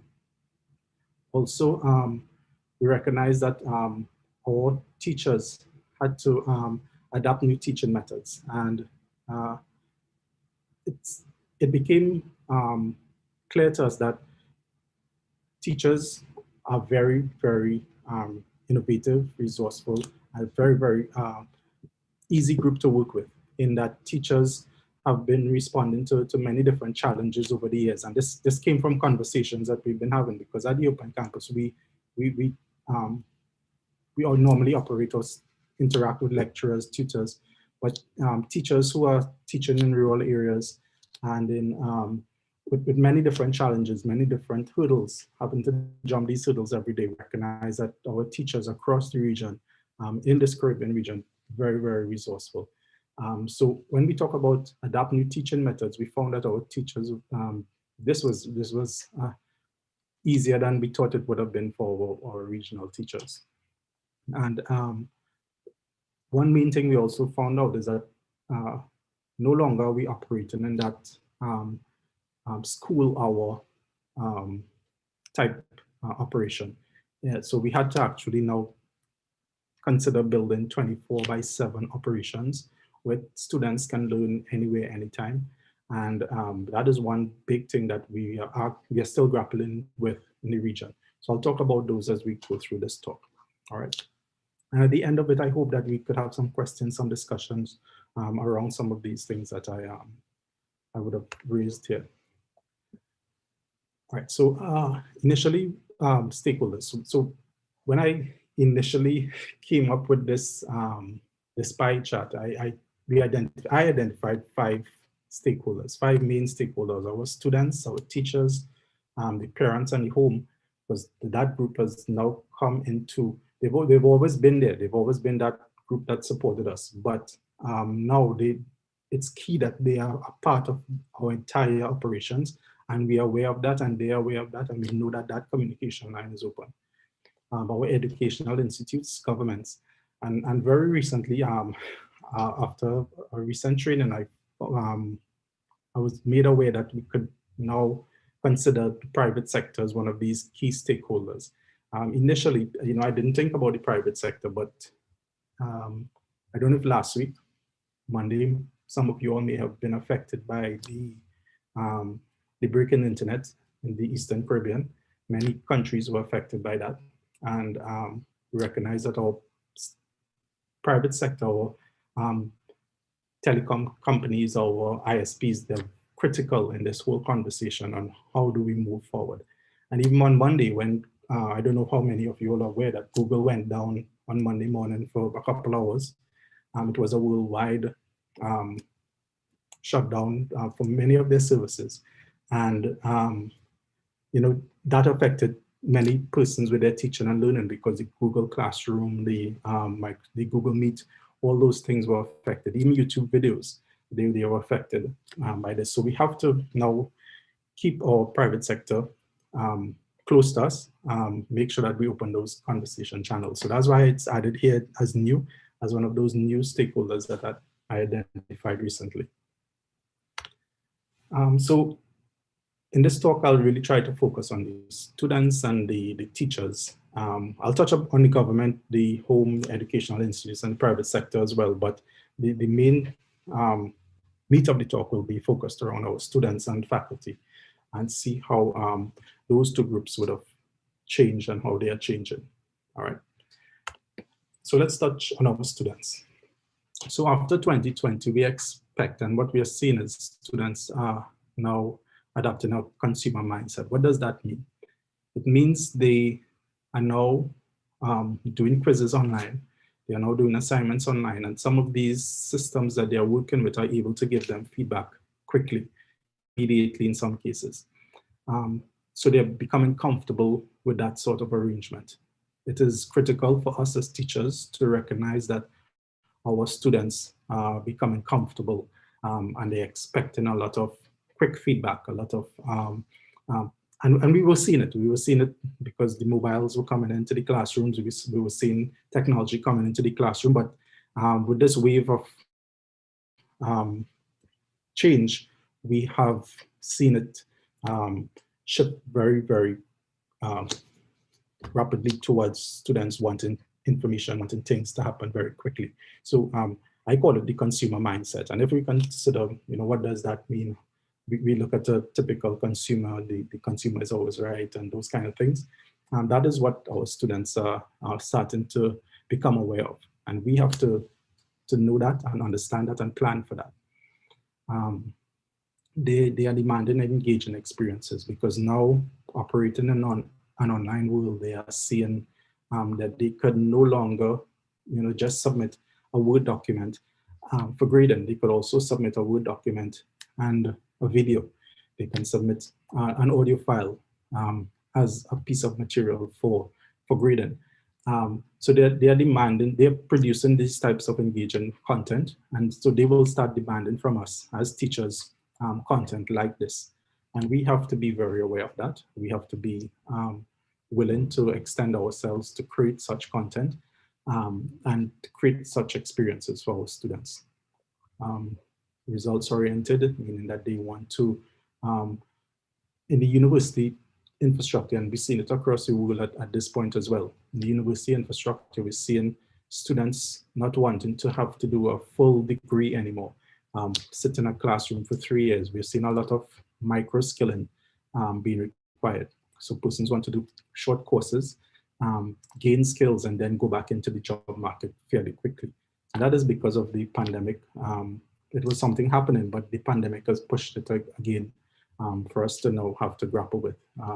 So results oriented, we have to actually know that our students will require us to create content that will give them information, give them knowledge quickly. So again, as teachers, we have to consider that. Disintermediation, this is really just cutting out the middleman. So in the past, we would have seen our teachers standing in front of the classroom and being the main source of information for our students, and not just the older ones, but also the very young ones, being the main source of information.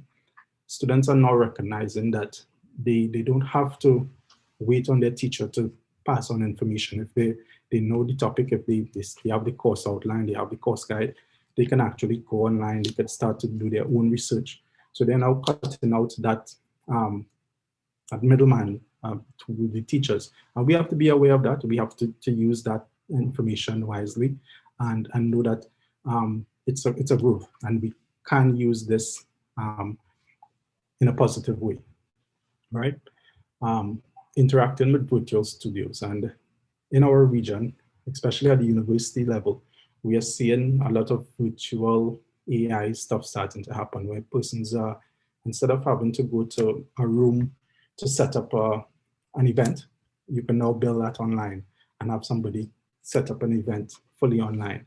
And students want to be able to interact like that. And we have to be able to interact like that now because of the pandemic, not being able to connect with each other, touch each other anymore.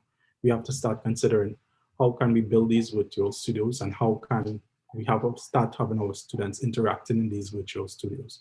All right, so these are some of the things that our students will start considering. I put and more there because there are many, many more things, but we're just going to touch on these, right? So these are some of the things that our students will start considering. And once we are aware of these things, we can start planning for and making sure that we are equipped to support these, all right?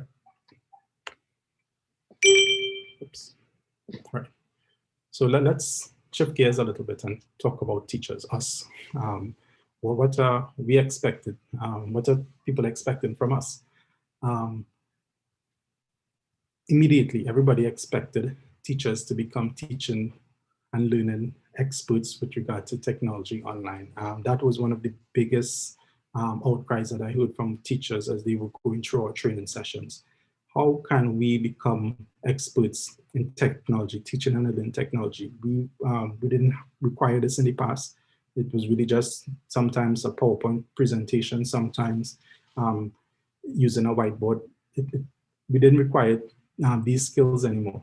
But now the pandemic has hit. Our employers, our students, everybody's expecting us to become technology experts. They send you to a quick training session, and by the end of it, they expect you to be able to do X, Y, Z. That's the kind of things that I was hearing while we were going through the training. So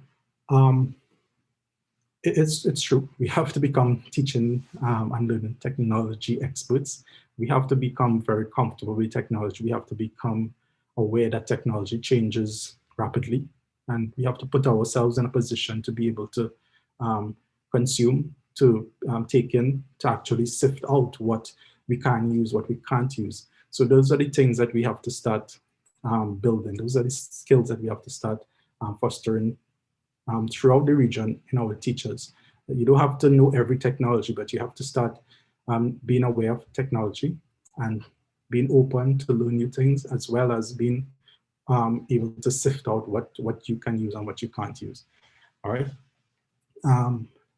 We also expect our teachers to start building alternative assessments. So no longer can you just accept a paper anymore.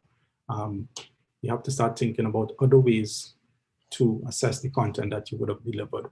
And again, remember, the content is now nudes, videos, audio files, many different types of interactive content. How can I assess that? And how can I ensure that my students are learning? So we have to start looking at alternative assessment and better ways of reading. All right, so those are things that we as teachers have to start considering and start developing in our lessons and our work plans. Innovative assessment methods. So I just touched on that, but I have it separate here because it's critical for us to recognize that the curriculum is changing. The content that we've been delivering is changing. The amount of content that we could have delivered in the past versus what we are delivering now, that amount has changed as well. So those things must be assessed properly, and we have to actually come up with different ways to assess those things, right? Adapt new teaching methods. We touched on that as well. Build a continuous learning environment. That is important for us to really consider, because students now have the capability to learn anytime, because we have an online learning management platform. And this learning management platform is up and available 24/7, meaning our students could go on, access material, read content, do a quiz, submit an assignment any time of the day. We have to be aware of this, but we also have to be aware that we are humans and we are not able, and we are never going to be able to keep up with the technology systems, right? So we have to, when we go online, communicate, okay, I'm going to be online for a short period. I'm going to be online from 8 to 4 during the day. I'm going to be online probably 2 hours for the day. But your students know this is your online time, and if they want to reach out to you, they can meet you at this particular time. So those kind of things we have to consider as we build this continuous learning environment. We have to be very aware that we are humans and we cannot try to keep up with the technology. And then the final point I have here is using that data.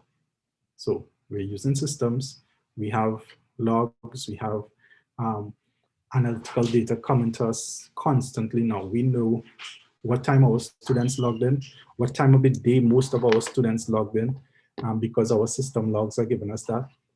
Which piece of content students are interacting with most. So if they're looking at this video versus this this text file, I know I need to start looking at or thinking about how I could create more videos or converting my text content to video content or vice versa. So those are the things that we have now at our fingertips. Little pieces of data like that will allow us to create engaging environments, engage with our students better. All right, so teachers, be very aware that we are able to use the data. We have a lot of data coming our way, and we have to be putting ourselves in a position where we can use that data effectively. All right. So let's touch a little about the role of the government. We want our governments within the region to revise the laws, to look at what is happening. In Trinidad, I remember the government of Trinidad took away taxes from the import of computers and mobile devices and those kind of things early in the game. So persons were able to afford devices.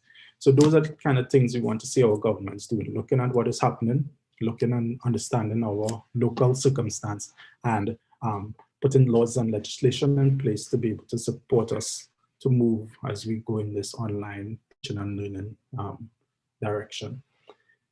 Curriculum review, quite critical, because the content is different, the way we are teaching the content is different, the amount of content that we could be taught during the course of the day, the whole notion of live sessions versus asynchronous sessions, all those kind of things need to be considered. How can we now make sure that our curriculum marries well with the way that we deliver and the content, all these kind of things. So there must be widespread curriculum review across the region. This particular group, we have the power to actually start that discussion. So those are the things we need to start looking at. Affordable access, I mentioned that governments need to ensure that devices, schools are equipped, all these kind of things are put in place across the region. Accessibility policies, and that is close and dear to me. And when I talk about accessibility, I mean differently abled. We are moving online, we are moving quickly online, but many of you all may not be aware that we've been leaving out a core group of our society as we trust and we cut this grass moving online. We are leaving out part of our society. So we have to actually pause, and we can ensure that all members of our society moving forward with us in this whole new teaching learning dynamic. And of course, government funding is always something that must be put at the forefront. Learning at home. Another key stakeholders, our parents, our guardians, they also have been thrown, and I'm a parent as well, I've been thrown into my children being right around me, doing classes during the course of the day. Daddy, I can't speak right now in a class, but you know, me as a parent seeing you right there, it looked like you're doing nothing. Those kind of things parents need to start to understand and build the mindset that, you know, things are happening, although I'm not seeing it happening, you know. So first thing, we expect, just like teachers, we expect parents to become tech savvy. Many communities within our region unable to do that. We are unable to even supply internet access. We are unable to supply devices, much less become comfortable with these sort of new technologies. So, but we're expecting our parents to keep up, all right? So what we must do is actually, as teachers, open that line of communication with our parents and our guardians, and making sure that they are able to communicate with us and we're able to communicate with them, and try and bridge that technology gap, all right? Better connectivity, internet at home. Everybody had to get internet at home. People would have used mobile data for their internet connectivity in the past. That is not sustainable if you have children teaching and learning at home. So people had to buy data packages, visit internet companies, get connectivity at home within this past period, create learning spaces. And that doesn't just mean setting up a desk in a corner or putting a computer in a corner of the house for your child to learn. It also means creating a space for your child to learn, which means you are scheduling their time, you are making sure that it's quiet in the house, making sure that during this time your child have the type of infrastructure, not just the space, but also people around knows what is happening. So creating those learning spaces in homes, and we know many homes in our region, we have small homes, many people living in them. So it's hard to create those learning spaces. So we must support our parents, guardians in that respect as well. Time management, sitting down in front of the computer all day. Children, it's easy for young children to just sit and have time run away, never get up to go play outside, never get up to go walk, take some sun anymore. It's critical for a parent to be able to manage child's time effectively, make sure that they're doing the things children are supposed to do, and all those other skills are being developed, not just the teaching and learning, right?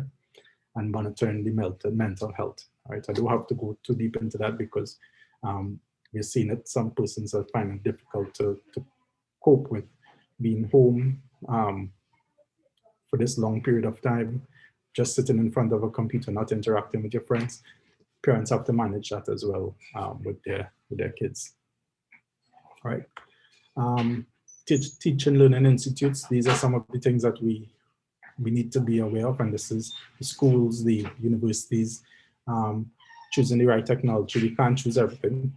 Preparing our teachers for the job, so making sure that they have all the right training, those kind of things.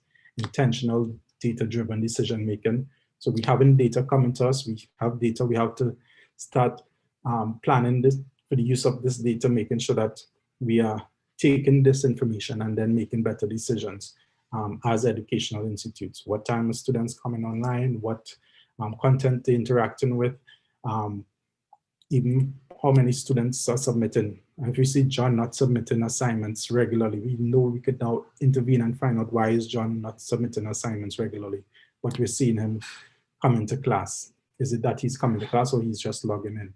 So those kind of things, we have to start thinking about how we can use that data and make sure that that data is working for us for the betterment of our students, all right? Training and retraining, that is critical. I don't have to mention that that is something that is going to be a part of us. We have to continuously be training and retraining because of the change in technology and things changing constantly. So teachers just be aware of that. Blended modalities, which means blended learning. So you have some teaching online, some teaching offline. How can they marry well, and how can these things come together and we can get an effective teaching package for our students. Proctored exams. This was not a part of our DNA before March of this year. We were not considering having a lot of online exams, students doing an exam from wherever they are, and us doing a proctored exam where students are being monitored while they're doing this exam remotely, and not everybody coming to a single exam room per se. So proctored exam software, all these kind of things are starting to become critical, and educational institutes need to start exploring these and seeing what could work, what can't work based on your local environment infrastructure. Accessibility standards, microcertificates, I mentioned that, and supply chain processing, which simply means when you get data of somebody applying to your institute, you must be able to gather that data and take some of it and then use it to be able to create a unique experience for your student. Even for your teachers, know what skills your teachers have, be able to put that into a database and determine which training teacher X is supposed to go to and which training teacher Y need to go to, versus sending everybody to the same training seminars and having some persons, retake some of, or learn some of the skills that they already had before. So we have to start building our systems like that as educational institutes. And then the private sector, as I mentioned, fairly new. Open the communication channels with them. We have to be aware of what is happening. They should be able to come back and tell us. It's not just a relationship with the governments anymore, not with the higher ed institutes anymore, but they now have a responsibility to the general public to keep us aware what is happening, and we should be able to have channels back to our private sector to say, okay, this is happening on the ground. Please start planning for it. So those kind of things need to start happening within the region. Some of the grants and funding that private sector would have been allocating for different things now need to be reconsidered, redirected to support this whole teaching, learning online. Data-driven decision making. I'll constantly be talking about that. That's one of my passions all the way through. We have to make sure that we use that data. Don't lose this opportunity to take that data that we currently have and we're currently gathering and not use it to be able to plan and make better decisions as we move forward. Constant upgrade of the infrastructure, the telecom lines, a single cable should not break and the entire Eastern Caribbean be affected by it. Those kind of things can't happen as we move forward with online teaching and learning. And of course, security is always a major factor. All right, I think that is coming to the end. Okay, I'm doing okay for time. I'm a little over, but I'll continue on. All right, so as we move beyond the pandemic, some of the things that we need to consider, our stakeholders across the board, all 6 that I mentioned, need to actually manage change effectively. We as teachers need to actually look at our environment and start managing that change and making sure that we are preparing ourselves as this change happens. Keep an eye on the teaching and learning technologies because we're going to constantly change, because in March, Zoom was a total different product from what it is today. Google Classroom, a totally different product from what it is today. So because of this pandemic, a whole host of our online teaching learning technology vendors, they would have started innovating, started changing. So we must keep an eye on the technology and keep an eye on what is happening with regard to it. Deliberate use of data, virtual studios. We have to start thinking, how can we build these virtual studios to create content that our students could interact with? Develop a plan for IoT. IoT is Internet of Things. So it simply means all those devices that collect data. You know, we have the smartwatches now, we have smart lights, we have smart kettles, we have all these smart devices. How can we start using these devices to bring into the classroom?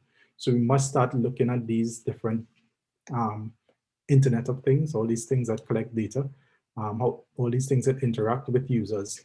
How can we bring that into the whole teaching learning environment? Deliberate curriculum review, important for us to start that conversation. It started in many countries across the region already, but it must be deliberate. It must be something that the entire Caribbean is speaking about. And to end it off, we must stay focused. We came here to teach and to learn, and we can't lose focus of our focus on that. All the technologies will come, the technologies will go, but we must at the end of the day take our students from point A to point B and ensure that they are developing well to be able to become global citizens, fit into this world, and be very effective and responsible people. All right, so we must stay focused on that as we move forward. All right, so that is my final slide. I am open for questions and I'm putting my contact information on the screen. So if you want to reach out to me after and have some more talks about this, we can. All right, so I am going to stop sharing and open for questions. Any questions, comments?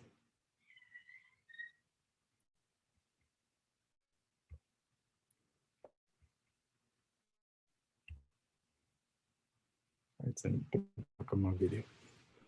Yes. Jacqueline and Dolores. Okay, I have 2 hands.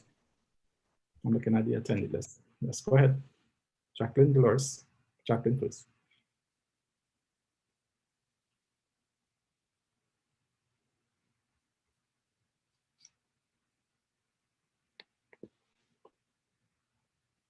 I'm seeing that your microphone is available, Jacqueline.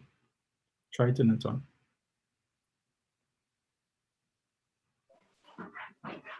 Yes, I'm hearing you. Go ahead. I guess my hand went up in error. Well, it's good to hear your voice anyway. Oh boy. Great presentation. Thank you. Yes. Right. Dolores, go ahead. Good evening. Hi. Yes, excellent presentation, sir. And are you hearing me? Loud and clear. Okay. I was looking at all the roles, the parents, teachers, but I wanted to zero in a little bit on where you spoke the role of the government. Yeah, and I was thinking maybe in my end of the part of the sphere where we would need maybe to advocate for government and you brought in the private sector to work along to help us retrofit some of our institutions to accommodate the technology needed, and also hinging on where you say where the parents would have to create the space and so. But I'm thinking now with the pandemic, a lot of our parents are out of work, they're unemployed. So I'm thinking now still to go back now to dialogue with private sector and maybe government too, to create other facilities such as learning centers where children whose parents will not be able to afford the connectivity at home, but will still have access because of what will be provided by the community centers, so learning centers. So I was looking at it in that aspect here. That's I had excellent. something else, but maybe I'll come back. Both excellent Thank points. you. Actually, we have to actually open that line of communication with our governments, our private sectors, because our schools, they're not going to be used the same way they were being used back in March. We have to start looking at the different schools, looking at the infrastructure, and how can we create different classrooms. That will cost money.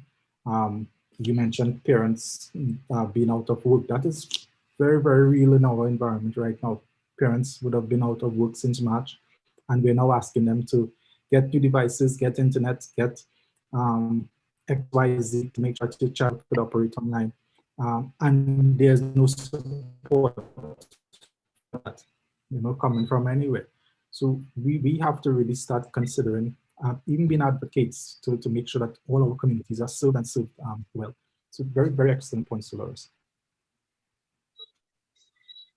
I'm noting it, I'm taking note. I'm sure that the committee is taking note, the panel is taking notes as well. Thank you. I see two more hands, Rita.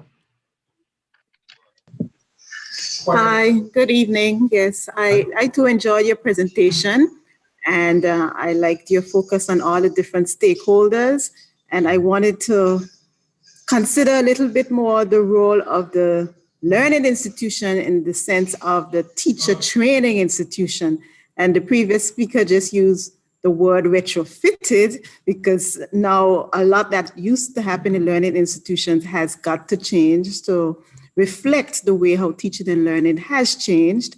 And the role is expanded because the same things, the educational psychology that was presented before will still have to be presented, but it has to be expanded to include the different technologies now that would have to mediate, and the different mindset and frameworks, blurred modalities and all those things. So how difficult, Kevin, do you see that as being? Because that's not an easy thing to achieve when we've done the same thing in the same way for so long. Yeah, it's going to be difficult. Off the bat, it's going to be difficult. I think coming out of one of our previous training sessions, one of the groups called for, and this was a regional group, called for a think tank. Let's have a regional group of teachers, experts coming together and just sharing ideas, having these sort of discussions, coming up with way forward, and then being able to present these way forward to our different governments and support them, because they as well, they are grappling with how can we move forward, and they're most certainly overwhelmed. So I think a lot of conversation, it needs to start with a lot of conversation and focused conversation for us to be able to really identify things that need to change, and then have conversation around it and come up with plans and way forward, documents to be able to take to the different bodies for change to happen. But it's not going to happen overnight. Conversation isn't just sparked. We have to be engaging. We have to create a spaces where we can have open forums. So I think that is what we could probably start building, that infrastructure of continued conversation, probably groups, focus groups, working groups to start coming up with plans that we could put forward to our regional governments, NGOs, etc., to support the plans that need to happen. Because they might have the money, but they don't have the know-how, they don't have the insight in what needs to be going on the ground. So that's where we could add value. So it needs to start with conversation and putting together an infrastructure for us to actually start that conversation. So that's where I'm going to see it starting, but to answer your question, it's not going to be easy. Thanks for that, Rita. Jacqueline, I don't know, that's an old hand. We don't want to say old hand, it's a previous hand. Loris, I think that's a previous hand as well. So any more questions, Wendy? See Melissa, so there's a question from Melissa St. Rose. Okay, no problem. Good evening, everyone. Not a question, but a comment. And I think your response to the previous speaker addresses some of the things that I wanted to say. Nonetheless, I'm going to mention them still. The conversation and the need for conversation in moving beyond the pandemic, and the COVID-19 for us as educators has opened our eyes, and it has put some pressure on us, yes, but in your presentation, you spoke to moving forward and the use of technologies and so. And I just want, well, first of all, thank you for the presentation. And I want to speak to the role of the unions in that conversation that you were speaking about earlier. I believe that as we look forward, as we look at the future education, we can go back and look at some of the collective agreements that we've discussed and agreed with our different employers throughout the region, and see that there are some things that are lacking there. And I would hope and admonish all of us who are here in whichever union that we represent, that if we cannot join the conversation, we can start the conversation. Moving forward, what has COVID-19 taught us, and what are the demands moving forward, and how can we really help our members? You know, yes, we look at salaries and negotiation and so on, but the occupational health and safety issues, the psychological risk factors that pop up every day within the classroom, and you highlighted some of them, the technology that we now have to deal with. We need to ensure that when we use the influences that we have and the opportunities that we have for social dialogue and interacting with the employer, that we enforce policies that were there before, and also to ensure that we insert different things in the collective bargaining agreement to address some of these things that you spoke so well about tonight. Thank you again. Thank you very much for that. Sure, we're taking notes. Many good points, things that we need to focus on. Thanks for that, Melissa. I have one more hand, I think it's Oswald. Any other questions, Wendy?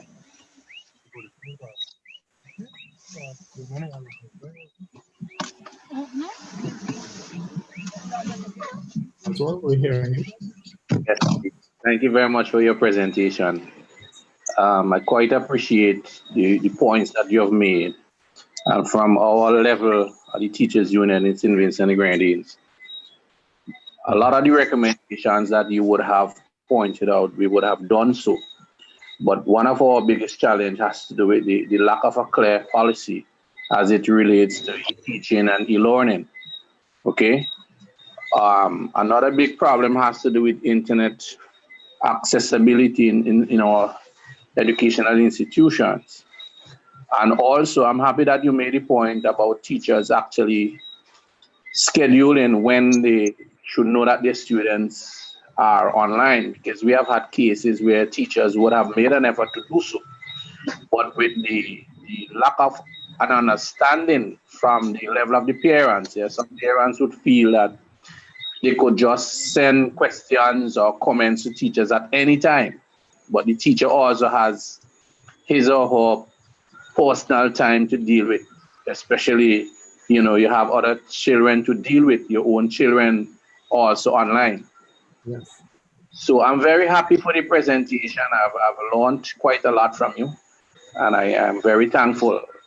We in St. Vincent and the Grenadines, we would have met with the Ministry of Education and we would have made several recommendations. The whole issue of compatible devices, okay, because up to now, we number of our teachers are still awaiting compatible devices in order for them to be more effective in delivering the curriculum. There are some efforts made about revising the curriculum, and we are trying to also monitor that exactly to see what does that really mean. Okay, because sometimes it's always good and well to say we are reviewing the curriculum, but if it is not relevant to our context, then it makes no sense. Exactly. So thank you very much again. Thank you as well. I want to touch on Thank two you of the very things, much. the policy. Yeah. So let me just Any touch on other the hands, final Wendy? policy. Yes, Jacqueline. Okay. Go ahead, Jacqueline, go right ahead. Good evening. Great presentation. I am just suggesting I would love to hear a little more conversation being extended to the special needs community. Yes, Jacqueline. You heard? Did you get me? I heard you loud and clear, and I'm in agreement with that. Yes. I'm speaking from Jamaica. Being a part of that community, we have made great strides.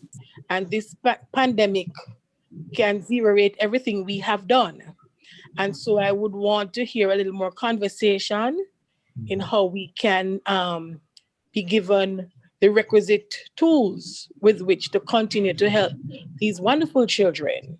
And yes, the curriculum needs to be retrofitted to suit the students. Thank you very much. Thank you very much. All right, so as I wrap up, I just want to comment on two things, the policy. I just want to say at the university, creating policy and even an online e-learning policy, it's been a challenge for us. We're working with it, we're working, building, always see new things coming on. So that policy creation at the regional level is going to be a tough order, but we could do it. And the other thing about just the technology, making sure that we have compatible technologies, understanding what could be used. For example, Google Classroom is one of those tools that if you don't have 6 gigs of RAM on your machine, Google Classroom and those Google meetings will not work full functionality. Yet our vendors are selling devices up to 4 gigs of RAM as the standard, saying that it could work in a classroom. So those kind of things, being aware of what could work in with regard to technology and having our vendors have appropriate devices being sold, all those things need to have conversations around. All right, so thank you very much. I am grateful for the opportunity. I'm going to hand back over to the chair. And thank you very much, Kevin. I want to say, and I said before, we have a lot of talent in the Caribbean. And you coming and share with us tonight was no different from the previous presentations that we had. We are teachers as fully grasp the concept that you presented to us. And as educators and as officials within various unions, we're going to take whatever you share with us tonight back to our members who were not part of the conference, and also to our governments in the Caribbean. So once again, Kevin, I want to say thank you on behalf of my colleagues here. Thank you very much. I will share the presentation with you all so that you can have it and you can share it. Thank you. No problem, I appreciate it. But before we move to our next item, which is remarks from our GS, I want I made a mistake earlier when I said BVI would be dancing for us, doing a cultural item for us. And it was supposed to be Belize. Because when I looked at the program, maybe I went back into the program because Belize, so I want to officially apologize to Belize Teachers Union for not recognizing the item. So Belize, my apologies, please. Brother General Secretary, I will now welcome you to bring remarks.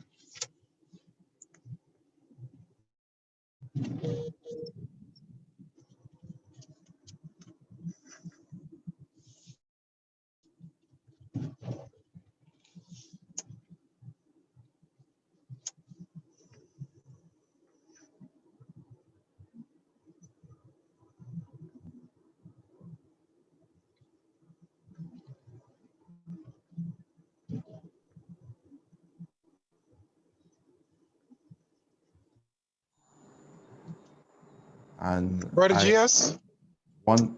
You hearing me now, Brother Julian? Yes, we're hearing you now. Yes. Thank you very much, Brother Julian. And I wish to acknowledge those of us in our presence, the CUT officers, the Education Conference Planning Committee, our presenters, especially our keynote speaker, Dr. Morris Smith, my colleague, trade union leaders from across the Caribbean, all participants, educators, well-wishers, those of you following us on YouTube and Facebook, I acknowledge your presence.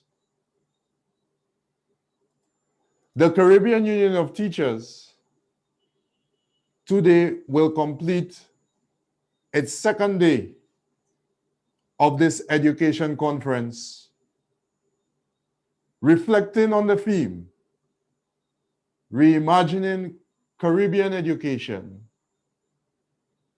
confronting challenges, embracing opportunities. The presentations were thought-provoking. The discussions were healthy. The participation was very commendable. This is a milestone moment for the Caribbean Union of Teachers. Through this education conference, the CUT has broken the barriers that would have previously existed to reach all educators across the region and the world. This is the first time that the CUT Education Conference can be accessed by so many educators at once. Subsequent to the end of day one of this conference, our YouTube channel and the recording of day one would have been viewed approximately 270 times. As a region, we must continue the discussion which we have started in this education conference. COVID-19 has placed significant pressure on our education system, but it has also given us an opportunity to demonstrate our creativity. As an organization, the CUT has demonstrated a high level of resilience during this pandemic. At our last executive meeting, which was held on December 14th to 15th, 2020, it was noted that the CUT must continue to advocate for education in the region. Issues regarding the administration of CXC examinations. Also, our efforts to lobby CARICOM on matters that impact education in the region must continue. No doubt, we have work to do as Caribbean educators. As we close this conference, I ask, let this education conference rejuvenate our spirits so that we can continue to fight for quality education and the preservation of the rights of teachers. My colleagues, my comrades, long live the CUT, long live the educators of the Caribbean. I thank you.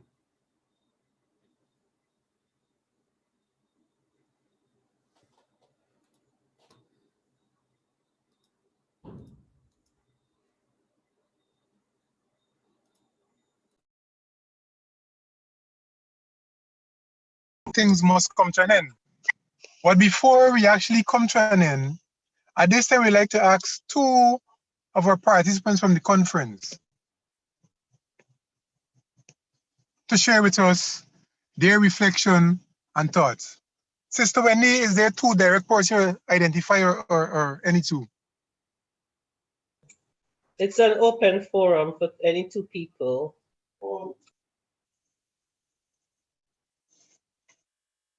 So, colleagues,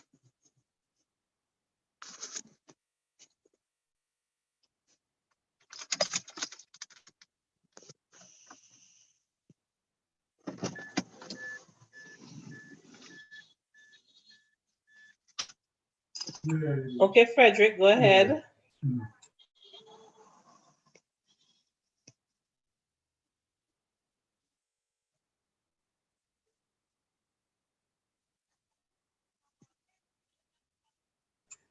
Frederick, followed by Oswald. Hi, good evening. Go right ahead, Frederick. We're hearing you. Okay, I wasn't sure if you hear me. Yes, I'm Mr. Lucia. I just wanted to say that the last 2 days were very informative. And for me, it's like a real boost, because this pandemic had really thrown us into the bushes, I mean, it's been tough for students and likewise for the rest of our faculty. And a number of topics which were brought up share a lot of light as to what we as Caribbean people have been going through, and all seem very common. And I really appreciate those 2 days. For sure, it has been inspirational for me, and what I've heard from others, it has also been. So I want to just say thank you to all the presenters. They've all been they've been excellent, I must say. And for those who worked hard and tried to put this conference together, I want to say a big thank you to you all. Long live the Caribbean Teachers Union. Thank you.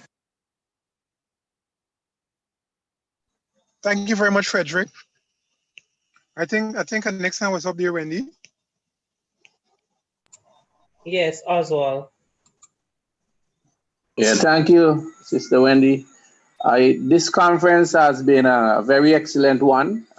It's very successful, a lot of food for thought, and it also enabled me also to reflect on some of the things that we have been challenged with, especially in the context of COVID-19.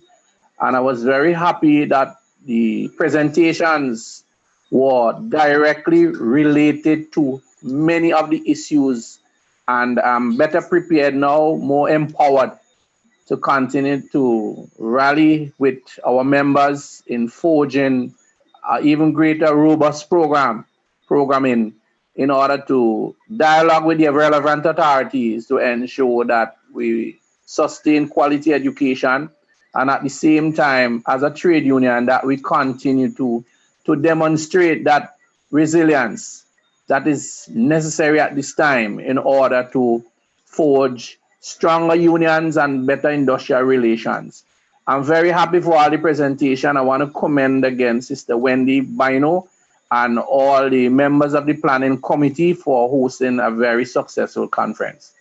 Thank you, and Merry Christmas, Happy New Year to everybody. Thank you very much, Mr. Robinson. So we had two of our participants there indicating how successful the conference was and how touching it was to many of us. Mr. Wendy, we're going to take one more from a female or we move along? We can. Consider bias. So we got to allow one of our females to say their bit.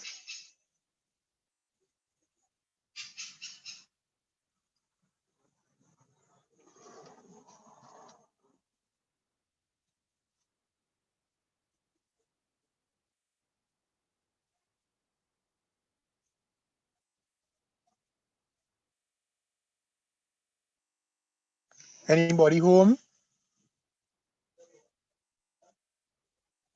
Wendy, seems like we won't be having any other person, so yes, maybe actually we have two more. I just saw two hands, so we take the two, Elena and someone else.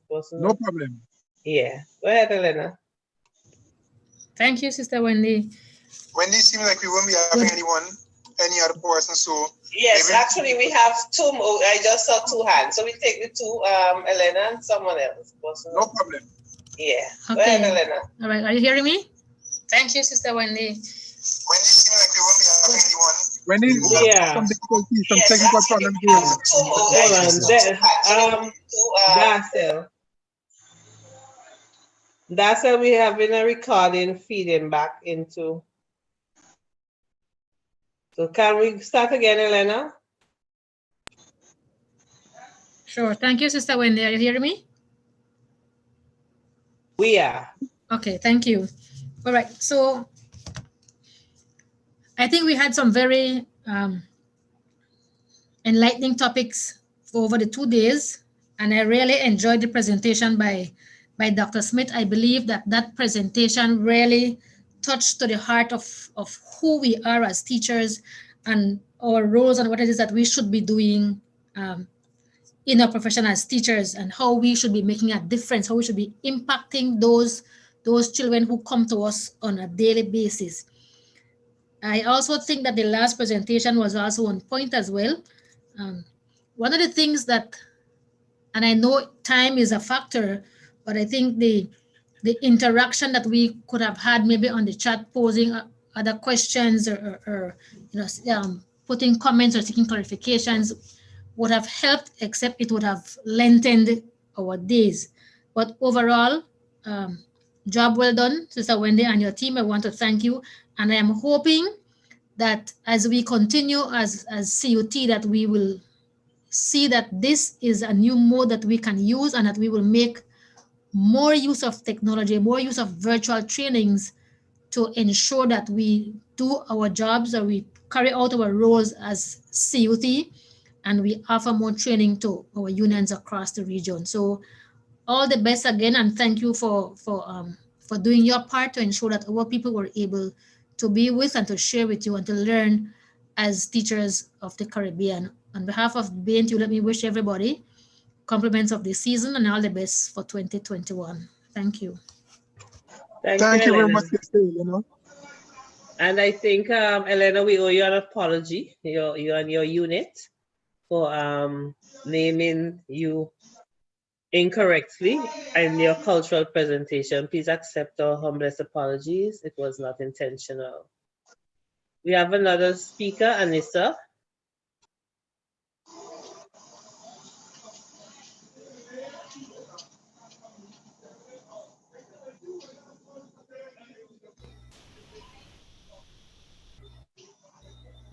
Anissa or Anisha, I'm not sure if I'm pronouncing. Okay. Good evening, everyone. I am Anissa from Guyana. Good evening. I just want to congratulate the Caribbean Union of Teachers for a remarkable two-day presentation. And it says a lot to me as an individual personally, and outstanding is that during this challenging period, we were able to continue as a union, sister union, strengthen our relationships across the region. And we also need to continue to work on our membership and work on the welfare of our teachers. I want to say thank you very much for this conference, and I look forward to many more conferences to come. So, all the best and season greetings.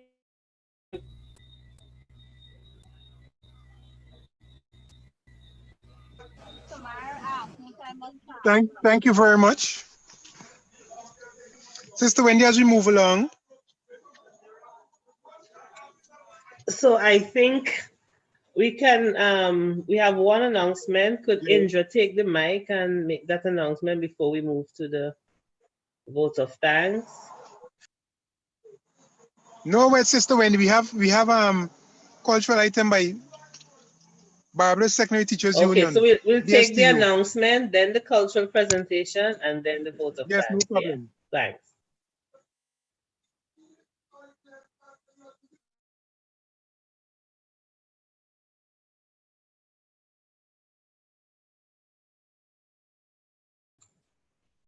Indra?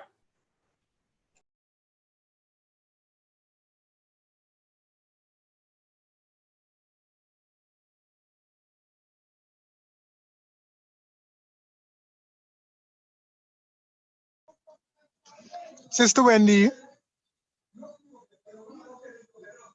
Sister Wendy? Yes, I was asking Indra to take the mic to make an announcement about tomorrow. We're not hearing her. But in the meantime, what we need to mention to our participants, the certificate would be sent via email to them. The certificate that we came up with for the conference would be sent via email to them.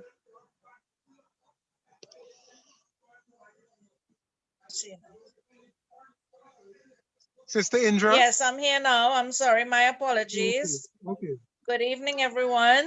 I would like to commend the committee for a very good education conference. The speakers, I enjoyed and learned from all the speakers. Just a quick announcement. I am speaking on behalf of the PR committee of the Caribbean Union of Teachers. And as indicated over the last 2 days, it seems as if we have to go virtual for a lot of things. And the PR committee has organized a virtual party night tomorrow evening, 8 p.m., 7 p.m. Jamaica time, and 6 p.m. Belize time. We hope that the persons who are attending this education conference could attend. We will send the Zoom link, all the links later, Zoom, Facebook, as well as on YouTube. We are going to send the link after we do a little test a little later. But we would really like members to participate. We will have some meet and greet. We'll have remarks by the president of the CUT. And we would like groups to do something, gather in groups and participate in the activity. We have been starved of CUT entertainment for a little while, and we do hope that persons will attend and have a good evening tomorrow. As I said, it's 8 p.m. most people time, 7 p.m. Jamaica, and 6 p.m. Belize time. Thank you very much. Have a good night and greetings for the season, everyone. Indra, what else can we expect to have at this party? Food? We are having, the DJ is DJ Alongside from the Bahamas. We'll have some meet and greet where we're going to shout out and we ask participants to say who they are and where they're from and so on. And if necessary, if they can, perform an item. We are having a stand-up comedy with a Jamaican whose name I'm not supposed to call at this time, as well as some entertainment by another person, a Bahamian, whose name I cannot call at this time. Those two are surprises. So I really, and whatever people want to do when they come on, we will try to facilitate them. Great. What about food and drinks? You have to get your own food and your drinks. So you can get your wine, your cuttas, as we say in Trinidad, whatever you want. We are trying for it to be about 2 hours, but our experience in these virtual limes, sometimes they go a little longer. But feel free to log on at any time during the night, well, from 8 p.m., 7 p.m., or 6 p.m., and have some fun. You had an education conference for the 2 days, and it would be nice if you have some fun with other people from the Caribbean Union of Teachers. Thank you, Indra. You're welcome. So as we move along, Sister Wendy, and then as we coming to the end, at this time I want to call on Sister Charmaine to do the vote of thanks for us. Sister Charmaine. Thank you so much, brother. Before Charmaine, we have the cultural items. My apologies. to BSTU. My apologies.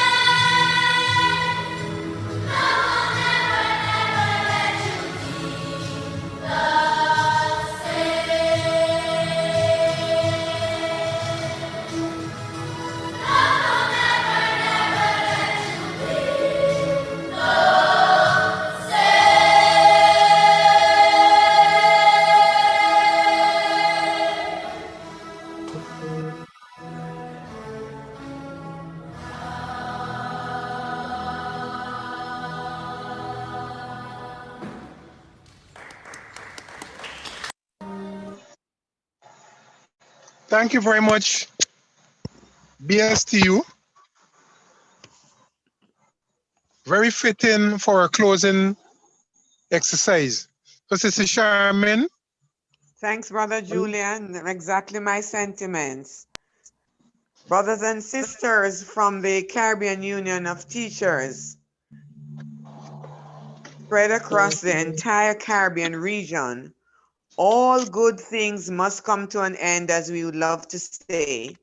You will agree with me that this was an excellent,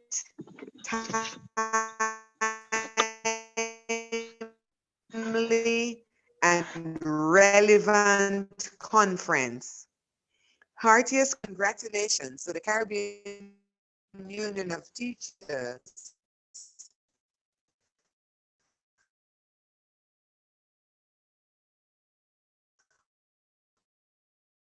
for conceptualizing this virtual education conference during the COVID-19 pandemic. Libino, first Vice President of the Caribbean Union of Teachers, and all of us who served on that committee, very easy to work with and she got us going. Just like to salute the members of the committee who were asked to serve.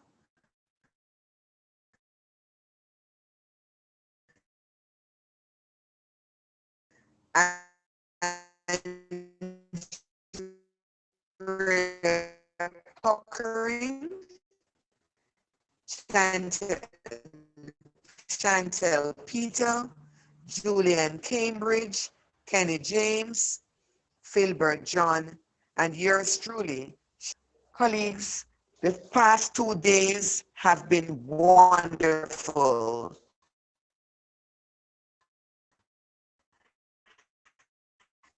And I'm sure as unionists, we will never be the same.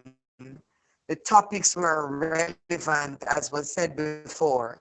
And so because today is the official vote of thanks for both days, please bear with me as I take you through the program in acknowledging those who participated over the past 2 days. I'd like to acknowledge with gratitude what they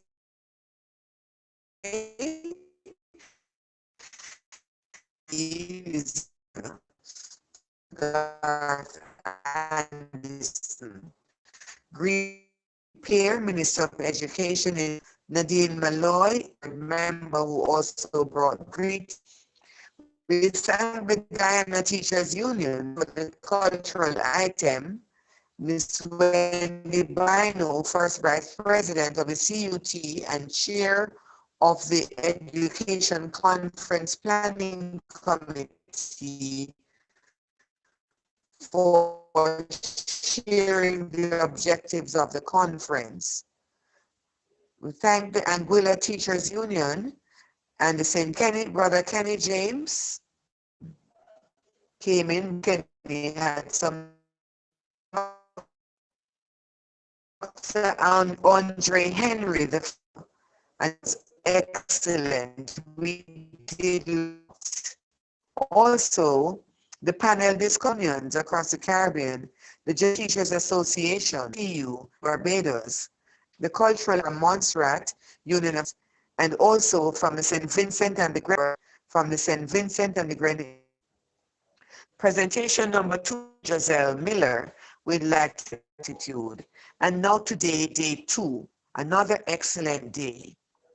Brother Julian Cambridge brought in, did an item, followed by a teacher from the Dominica Association of Teachers Union, introduced the guest speaker. The guest speaker, and this was followed by an item from the introduction of the guest speaker from Jamaica. And the keynote address was delivered by Dr. Maurice Smith, and he did an excellent job. And we have some nuggets from his speech that I would just quickly like to share. I'm cognizant of the time, so I'll just pick out just a few. He emphasized and not just the curriculum. He said that we should love the children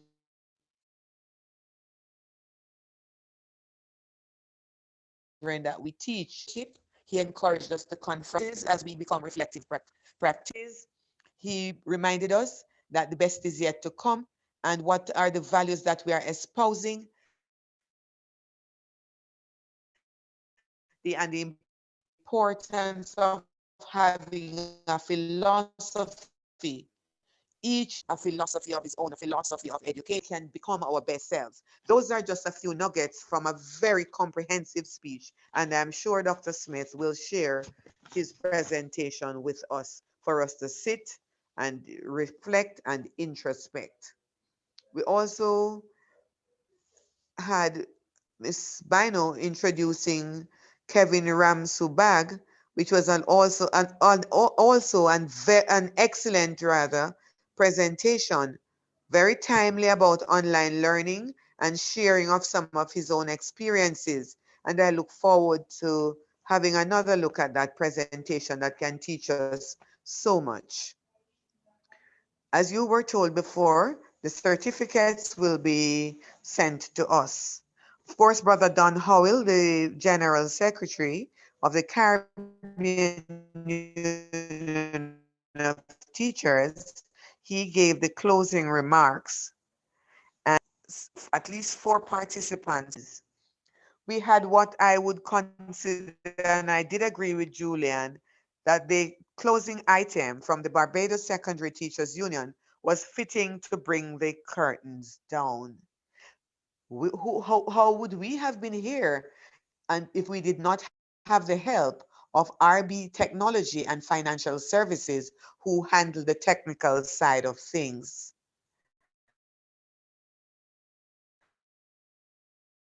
Also, I must say, Jamaica Teachers Association, Miss Arisha Montague, who did the design of the program. So, brothers and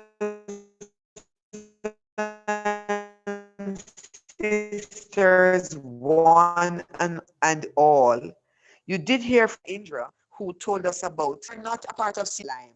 That's where all the fun is going to happen. And believe me, we are so happy we're able to share virtually when we are at a meeting of the CUT in one of the islands.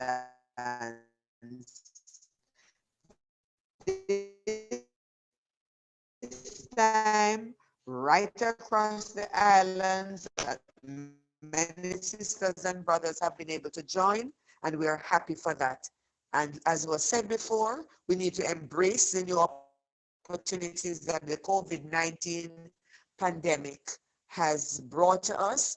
We have certainly pivoted. This was our first conference online, and so I know there will be many more. So on behalf of the Caribbean Union of Teachers, the executive members, and in particular,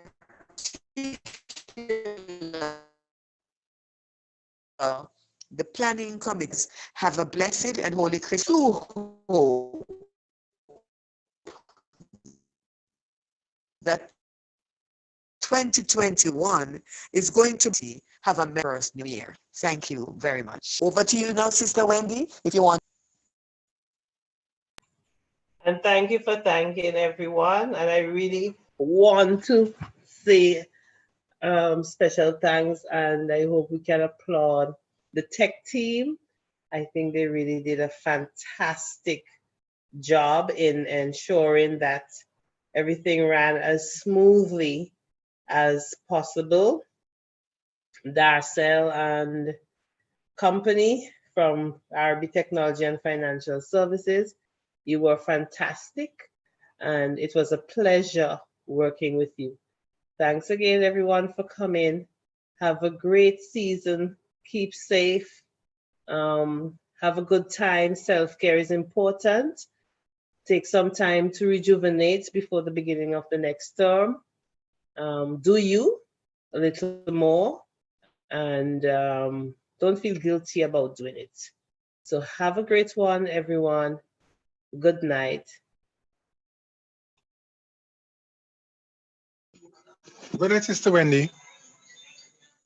And bye to everyone. Do enjoy the season, and all the best to you and your family.